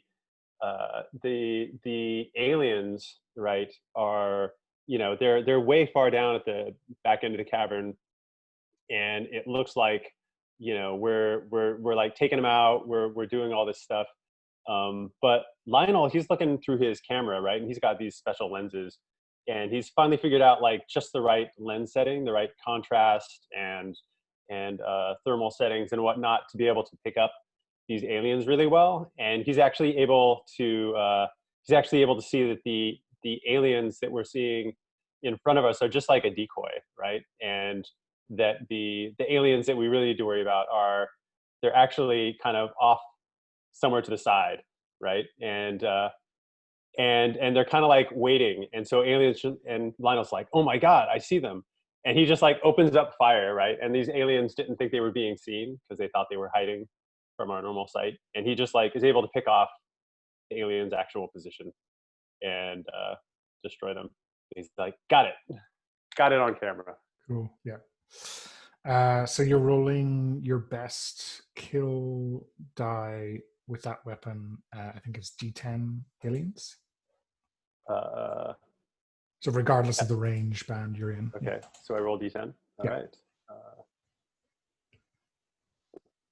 Oop. Aha! I got another one.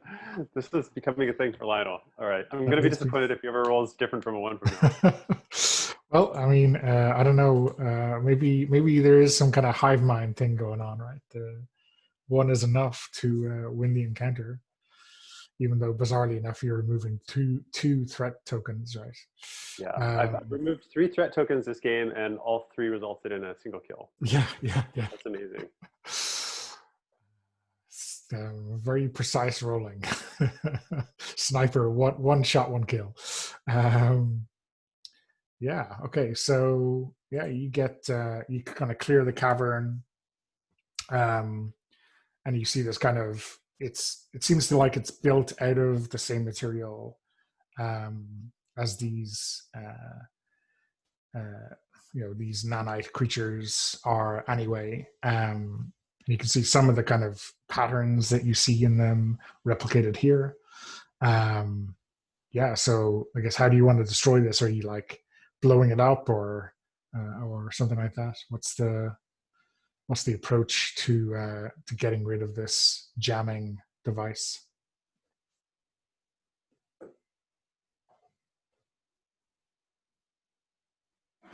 Is the lieutenant giving an order, or what's the story? Pack all our grenades. leave them here and shoot it from a distance. Yeah, so like pack the earth around it with grenades, and then get Kaminsky to shoot the rocket pod at it. Yeah. Yeah. Aye, sir.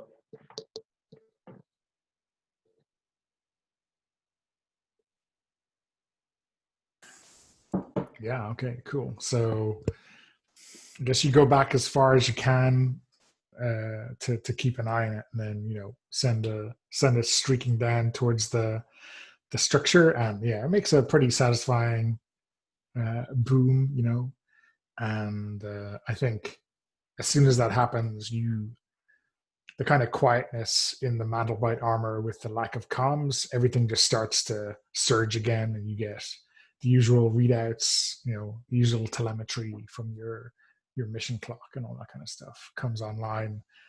You kind of, it's kind of probably only now that you have it back that you realize how quiet things were without that all that info coming through from HQ. Okay, so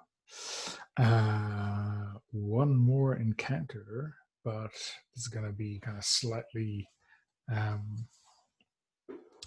back aboard. Yeah, so I guess the dropship comes to pick you up, right? And flies you back to the Atlas, and you can kind of see it's back under its own power again. All the systems seem to be going, and it's kind of using its battery, its weapons batteries to pummel the Damocles into dust.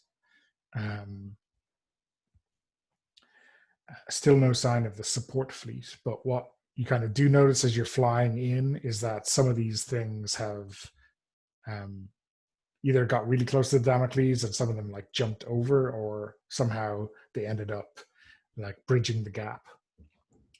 So there's like a few dozen of these things scuttling over the hull of the Atlas, and you're going to need to careen the hull of these things before you are truly free of their influence.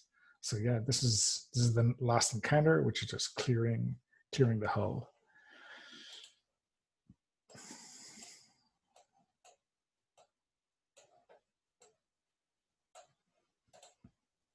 Okay, so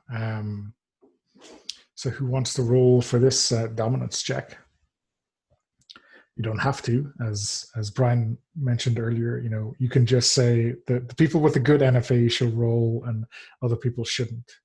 But make the decision before anyone we rolls. don't all have to roll? Is it? I thought generally we all rolled. Generally speaking, that's the way it goes. But depending on the how sure you are, like usually there's a bigger mix of good and bad. Whereas here, if there's one poor and two good, you might say, well, let's just have the two good people roll. And okay, so is it always a choice we can make? Like some of us. It's always a choice you can make. Oh, okay. Yeah. I didn't know that. Okay, cool. Obviously, the double-edged sword here, making that choice is that the fewer people you roll, the possibility is that you could all miss and you could get an ambush. But when you do, it's the same the other way around. When you pick the good people to roll, then your chances of getting an ambush of you all succeeding and the aliens failing is higher as well. So it's a bit of a gambit. Yeah. So I guess suppose if anyone wants to nerd out, they can like do the actual probability and figure out the perfect number of perfect people to do it. But But in this case, come back to his internet when you figured it out. yeah. So, well, Lieutenant, your call. yeah, so I guess it's I mean, horse I'm throw. rolling. You can decide if you're going to roll or not before anyone rolls, and then I mean, I'll roll because I have a good NFA. yeah, I don't. I think I don't roll. okay. And Brian, obviously, you're going to roll then. Okay. Well, there you go. This could work out. It does. Yeah. That alien die hovered on a 9 for a while, and then or hovered on a 3 and then tipped over to a 9. You know, that's the value we get out of the 3D dice rolling on the table. Okay, so there's your ambush, right? So you've got highest roll is you, Brian, from Mitre, so you get to pick the range. I will set it at long. Okay. Kaminsky keep racking up the kills. Yeah. Cheers. And then just it's the last encounter. It makes sense. Okay.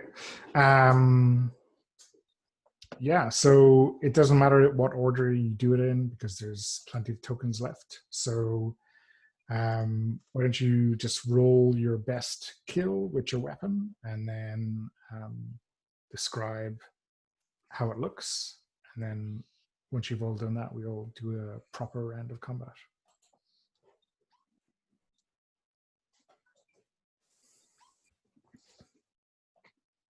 We roll our best rating for an ambush?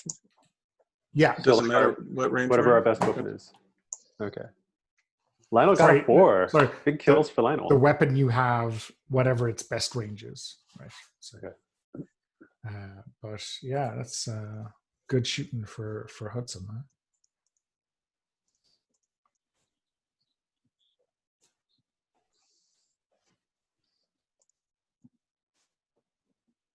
Lionel's already up to a whopping 7 kills, which is how many I got last game. You So, just last just session. doubled it in one roll, huh? Well, no, he got his total up to 7. So far Lionel is average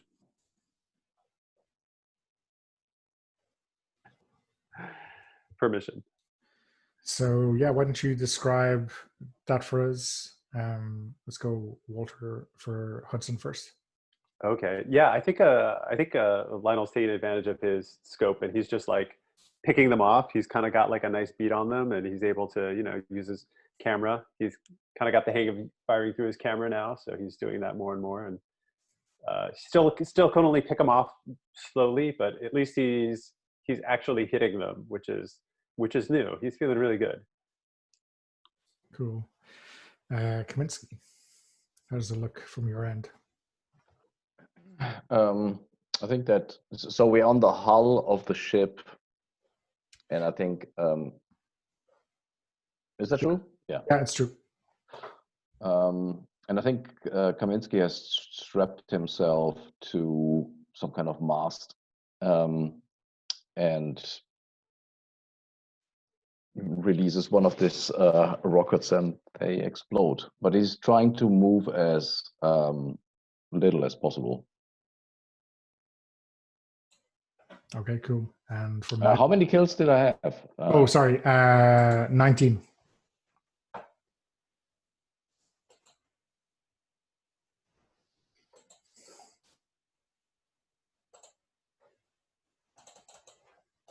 Okay, and for Mitre?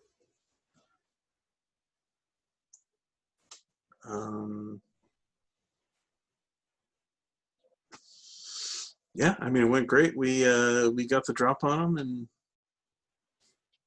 and yeah, Lieutenant Mitre's feeling pretty good about his how he is directing everybody. Okay. So yeah, sorry, that removes 3 of those tokens. So 2 left. So yeah, what's everyone doing the same thing? Just shooting? Mhm. Okay, so let's roll to attack.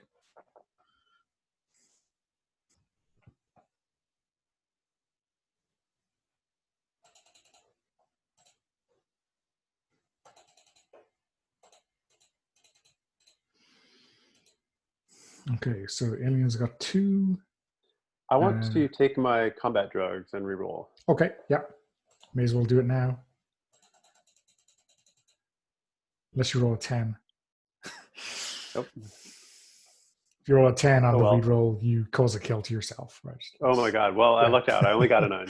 Only a 9. Close, but no cigar. Okay, so yeah, those... sorry, let me just check before. So after you destroyed the the transmission signal on the moon, that was the end of an encounter. So you should have healed another level after that of harm. I forgot. So you'll be a little bit better right now before the aliens tuck into you. So yeah, aliens roll 2, Miter, you got a 6, so you go first.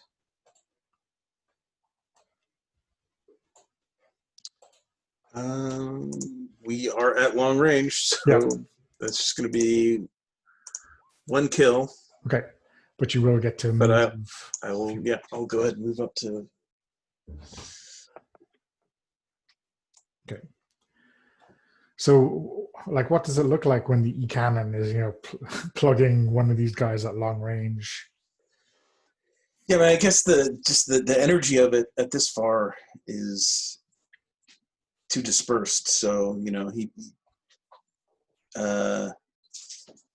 actually takes out one, but he's able to kind of lay down cover fire, but he's able to move up with it. So he's kind of got him pinned down. Okay. Or at least gives himself space. Okay. And yeah, this is where the aliens are going to really earn their salt.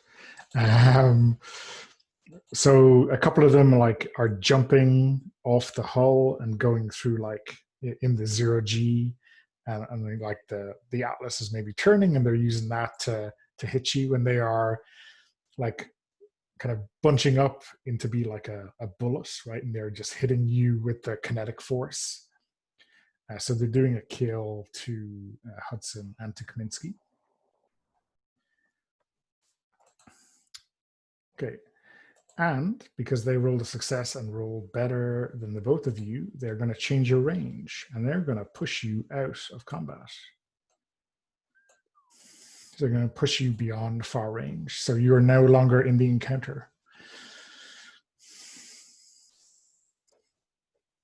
So, Is that something an alien can do, or is that that's not a special ability? No, that's exactly like if they wanted to, they could have pulled you into close range or into. Oh, they can always change range. Okay. Yeah, and we can too, right? But we can only change our individual range. We can't change the range of. But if, for example, we were all at far range and every single one of us was able to and succeeded at moving farther, we could in theory we could push the aliens outside of far range. Yeah, so basically that's you kind of running away or retreating, right? If we all do, okay. And that's something you can definitely do if you feel like the encounter is getting away from you and you just want to get out and heal. You can back out of range. Okay. So they're pushing you out of the encounter, and then it's like 1 alien token left to take on Lieutenant Miter. Final round, fight. So yeah, I guess Lieutenant is all alone. They're trying to kill you. You're trying to kill them back, right? Okay.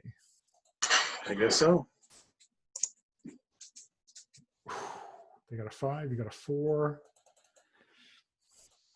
So yeah, they're kind of, maybe the others are on the other side of the hull, or maybe they've been kind of kicked off into space and the dropship has got to go pick them up, but you're kind of seem like you're the only one left on the ship, and they're kind of all scrabbling in towards you, and kind of pulling you down onto the hull and trying to crack your armor. So they inflict a kill on you like that. My armor's already cracked. Yeah, yeah. So, but I think I was healed all the way up. Yeah, because I crippled, and then I think we've had 2 encounters since then. So yeah, Lieutenant Miter's a mess, but blast them all away.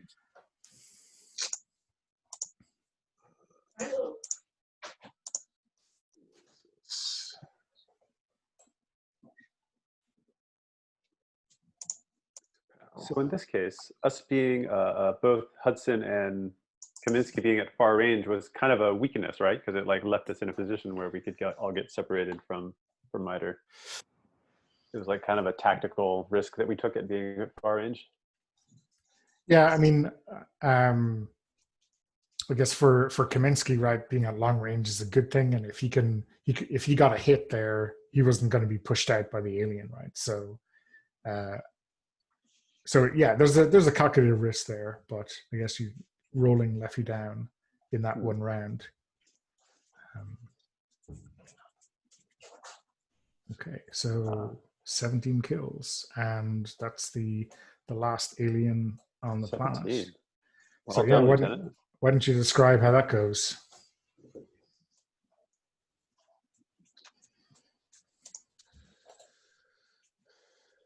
I mean, for Terry Miter, that's is that the Crimson Sword? Is you get for the last? Yeah, so when you're the officer, you get a Crimson Star, I think. Oh, Crimson Star. Okay, so I guess it's the first Crimson Star, but he's got two Crimson Swords already. So those ones he kind of just like randomly lucked into. Yeah, it was kind of shocked at the time, but now maybe he's expecting it more these days. A little more confident, Terry Miter.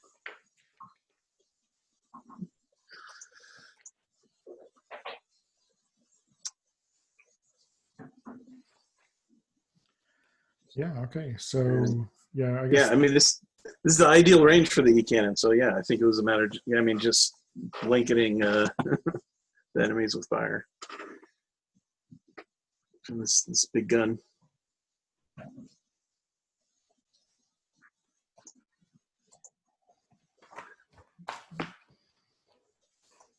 Okay, yeah. So I guess you clamber into some hatch, or maybe you get picked up by the dropship, and then you're all back in there, back aboard the Atlas, which is recovering. Right, there's over the course of the next kind of maybe half a day, the rest of the ships from the task force find their way to you to help with the replenishment and repair and all that kind of stuff. So yeah, things are back on an even keel after a while, but it's touch and go there for people aboard the ship. I guess you hear how close he came to kind of being another Damocles, just kind of drifting in space, boarded by these things. Okay, so I guess we can do some free role play. I think it makes sense, like we did last week, to do the development roles and then to role play off the back of those, because there could be some stuff happening there. I think we have one strength in use, so Hudson might be up for a promotion. He probably did a lot of good work in terms of technical stuff, right? That might warrant a promotion. Yeah, and I think I've become kind of the default scout for the party. I'm always finding aliens and keeping them from ambushing us. That seems to be my number one contribution. Yeah, and I've actually improved my aim ever so slightly. Yeah. So let me have a look at the totals.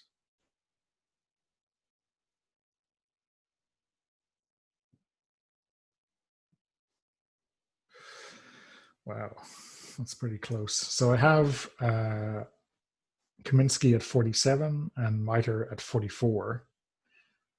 And Hudson at 7. But Kaminsky gains a level. So Horst, you get to up Kaminsky's non-fighting or fighting ability by 1. I think fighting is funny.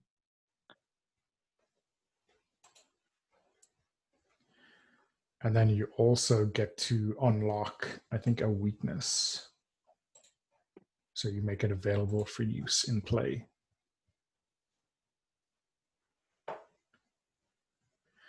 And then Walter and Brian, you get to roll off. So each of you roll a d10, and then whoever gets the higher number gets the other level.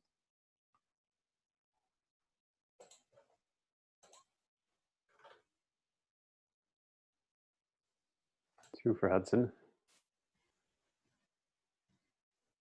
I rolled a 4. Okay. So yeah, Miter gets the other level. So the same thing. Poor Hudson. Yeah.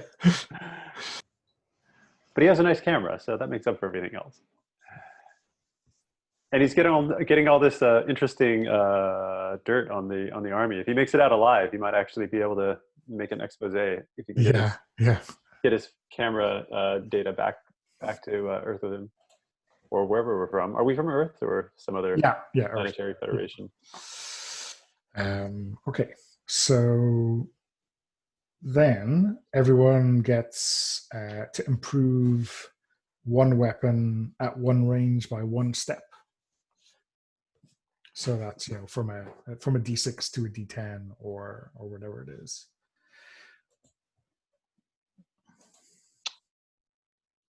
So I have a 0 in near range for the rocket pod. Could I increase it to D6? No, it increases to 1, so it becomes barely effective. Okay, cool. Yeah, but that's better than nothing. Mm-hmm. So with Miter's E-cannon, if it does 1 kill, that still removes a threat token.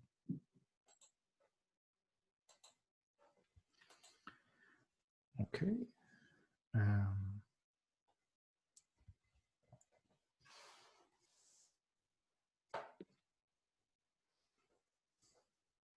So everyone gets to do that once to one weapon. And then everyone gets to roll NFA to try for another development. Okay. So for this one, you have 3 options technically. One is to increase a different weapon by 1 step the same way. The second option is to get a new piece of gear. And the third, which is open to Hudson only because he uses strength, is you can go for promotion. So Hudson could be promoted to corporal. So just roll your NFA and you can make a decision after that.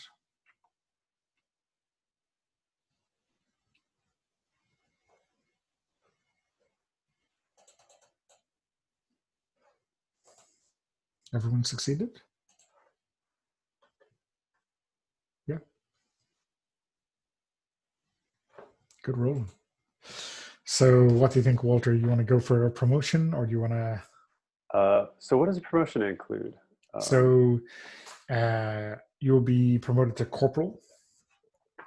And when you're corporal, you have a slightly different set of orders. Strangely enough, the order will be to kill as many aliens as possible, right? Well, I might not be a very good corporal. Sorry, it's maximize the kill ratio. Bugs killed. Okay. But then you also get new equipment, which is an E-cannon or a heavy machine gun. Okay. So that'll be more. So those would be the 2 main things. And I don't get a strength or a weakness. I don't get any new... No, that's only when you level up. So when you get to improve FA or NFA, you would unlock a new strength or weakness. Only when you do what? So when you improve your fighting ability or your non-fighting ability. Okay. Yeah. And how does that happen? How do you do that? You have so to win roll So off? just what we or- did was whoever gets the most kills on a planet Okay. gets it, and then everyone else rolls off to see who gets the other advance. Oh, okay. Okay. Yeah. Cool. Okay. Cool.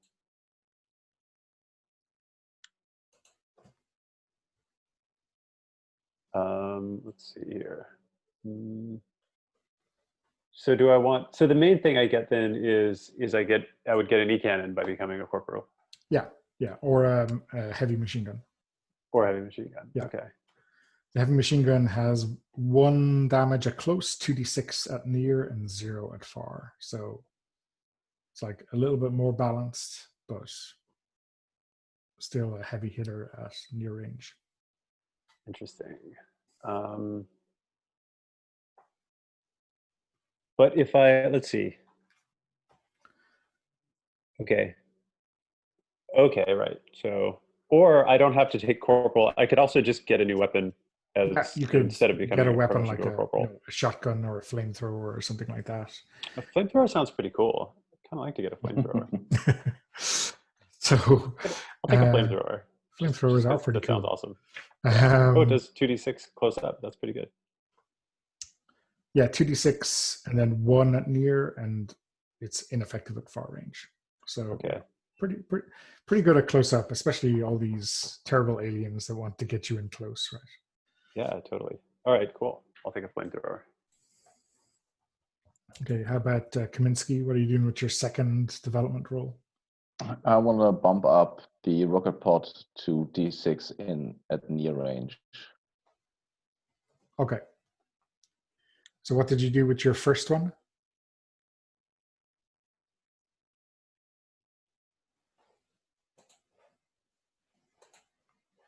The first one was rocket pod increased to 1. Okay, so the two development increases have to be on different weapons.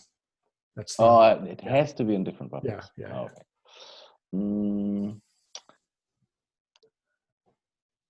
I guess.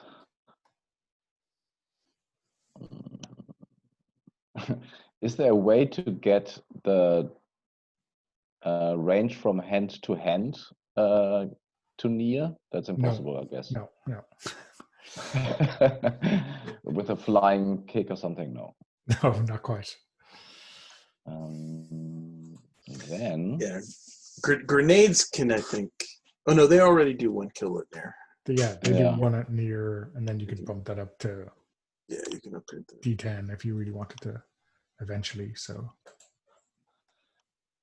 No, let's. I upgraded my hand-to-hand to do a D10. That is actually a good idea because I want to use the rocket pod as my main weapon, but I can always use a hand-to-hand at close, I guess, to change. Yeah, it's a free switch. Yeah, nice. That's. I was mostly doing it to represent my dislike of grenades. So I do as much damage just like fighting hand to hand as I would if I chucked a grenade at close range. So I increase hand to hand from D6 to D10. Is that right? Yeah. Okay. You're getting really good at swinging that rocket pod, huh? Okay. Brian, I presume you're happy with what have you increased there? I went ahead and upped the E-cannon to a D100 at near range. Well, you can't resist that. That's ridiculous, so we've got to do it. And then hand-to-hand, I upped it to D10 from D6. Cool. Yeah, that's kind of scary silly, right? But has to be done. Okay, yeah. So I don't know, we've got a little bit of time left, I guess. I think we will aim to finish on the hour unless anyone needs to go earlier. I actually do have to go a bit earlier. Okay. So when do you want to wrap up? like 5 minutes maybe, or Yeah, that would be yeah, nice. okay, cool. So yeah, let's just set a kind of wind down scene after the combat. So what's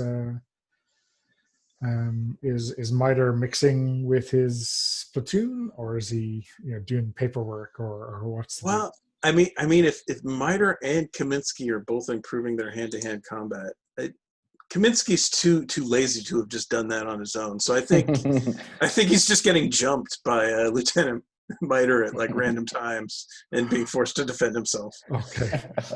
It's not even proper training. It's just, you just jump out at the mess hall to kick his ass whenever he looks like he's not paying attention.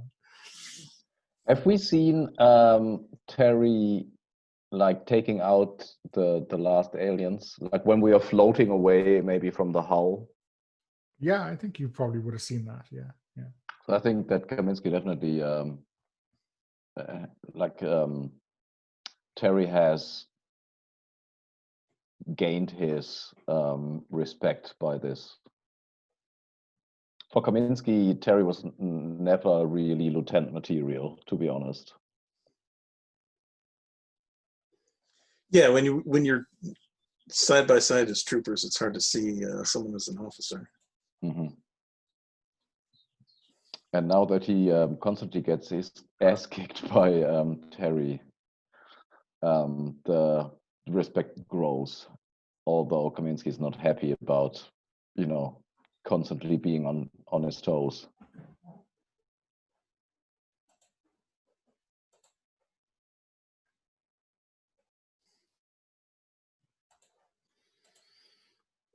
Cool. And what's Hudson up to then? Is he sticking around for this or doing his own thing? Hudson? Yeah. I think he's pretty excited about this new flamethrower. I think he's I think we see him like maybe put down his camera for the first time to take out his flamethrower, and he's like, yeah, he's like in the flamethrower practice room, whatever that looks like, where you get to like, burn things up using flame. They have like dolls that you can incinerate, and he's like super into it. He's digging his new toy.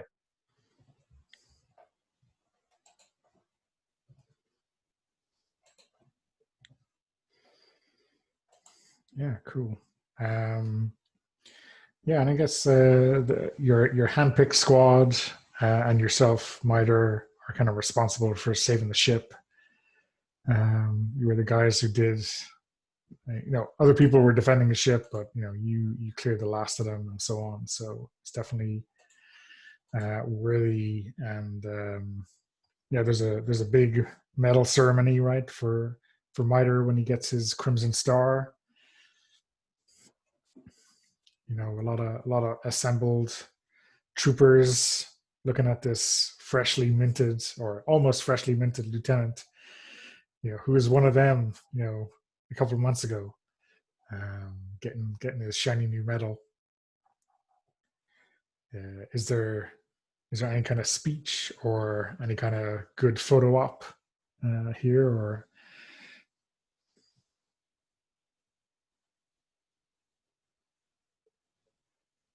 Well, definitely Lionel's in there getting it all on camera. Super happy to show Miter getting another medal.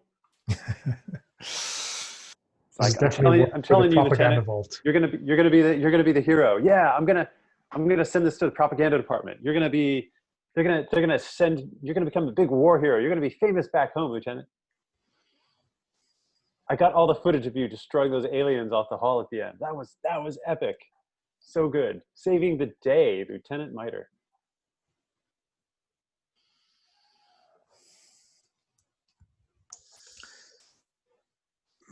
Maybe put some of that enthusiasm into your own kill counter, and you'll do all right. Oh, yes, sir. Very inspirational words. Those are going to be learned by kids everywhere. They're gonna look up to Lieutenant Miter and be like, yeah, I can be like Lieutenant Miter one day. It's gonna be like action figures of you and everything. It's gonna be great. I can tell. So the back home, the ad blaring out, in the tent square is "Pay attention to your own kill counter." It's like the "Do you want to know more" from Starship Troopers, right? What's your kill counter like today, kids? Okay. Unless anyone wants to add anything, I think we'll wrap up there. Oh, I think I got my kill badge on the last mission, actually. You went past 100? Yeah. Yeah. It's probably worth looking at the leaderboard. Is not quite up to date, but yeah, you would have, yeah. Not quite up to 200 yet, but working on it. Right. Oh man, I bet if there was a kills per mission stat, I bet Lionel would be at or near the bottom, averaging 7 per mission. It's a lucky number, right? That's well, the flamethrower will probably do better for you. Okay, well let's wrap it up. So there, stop recording.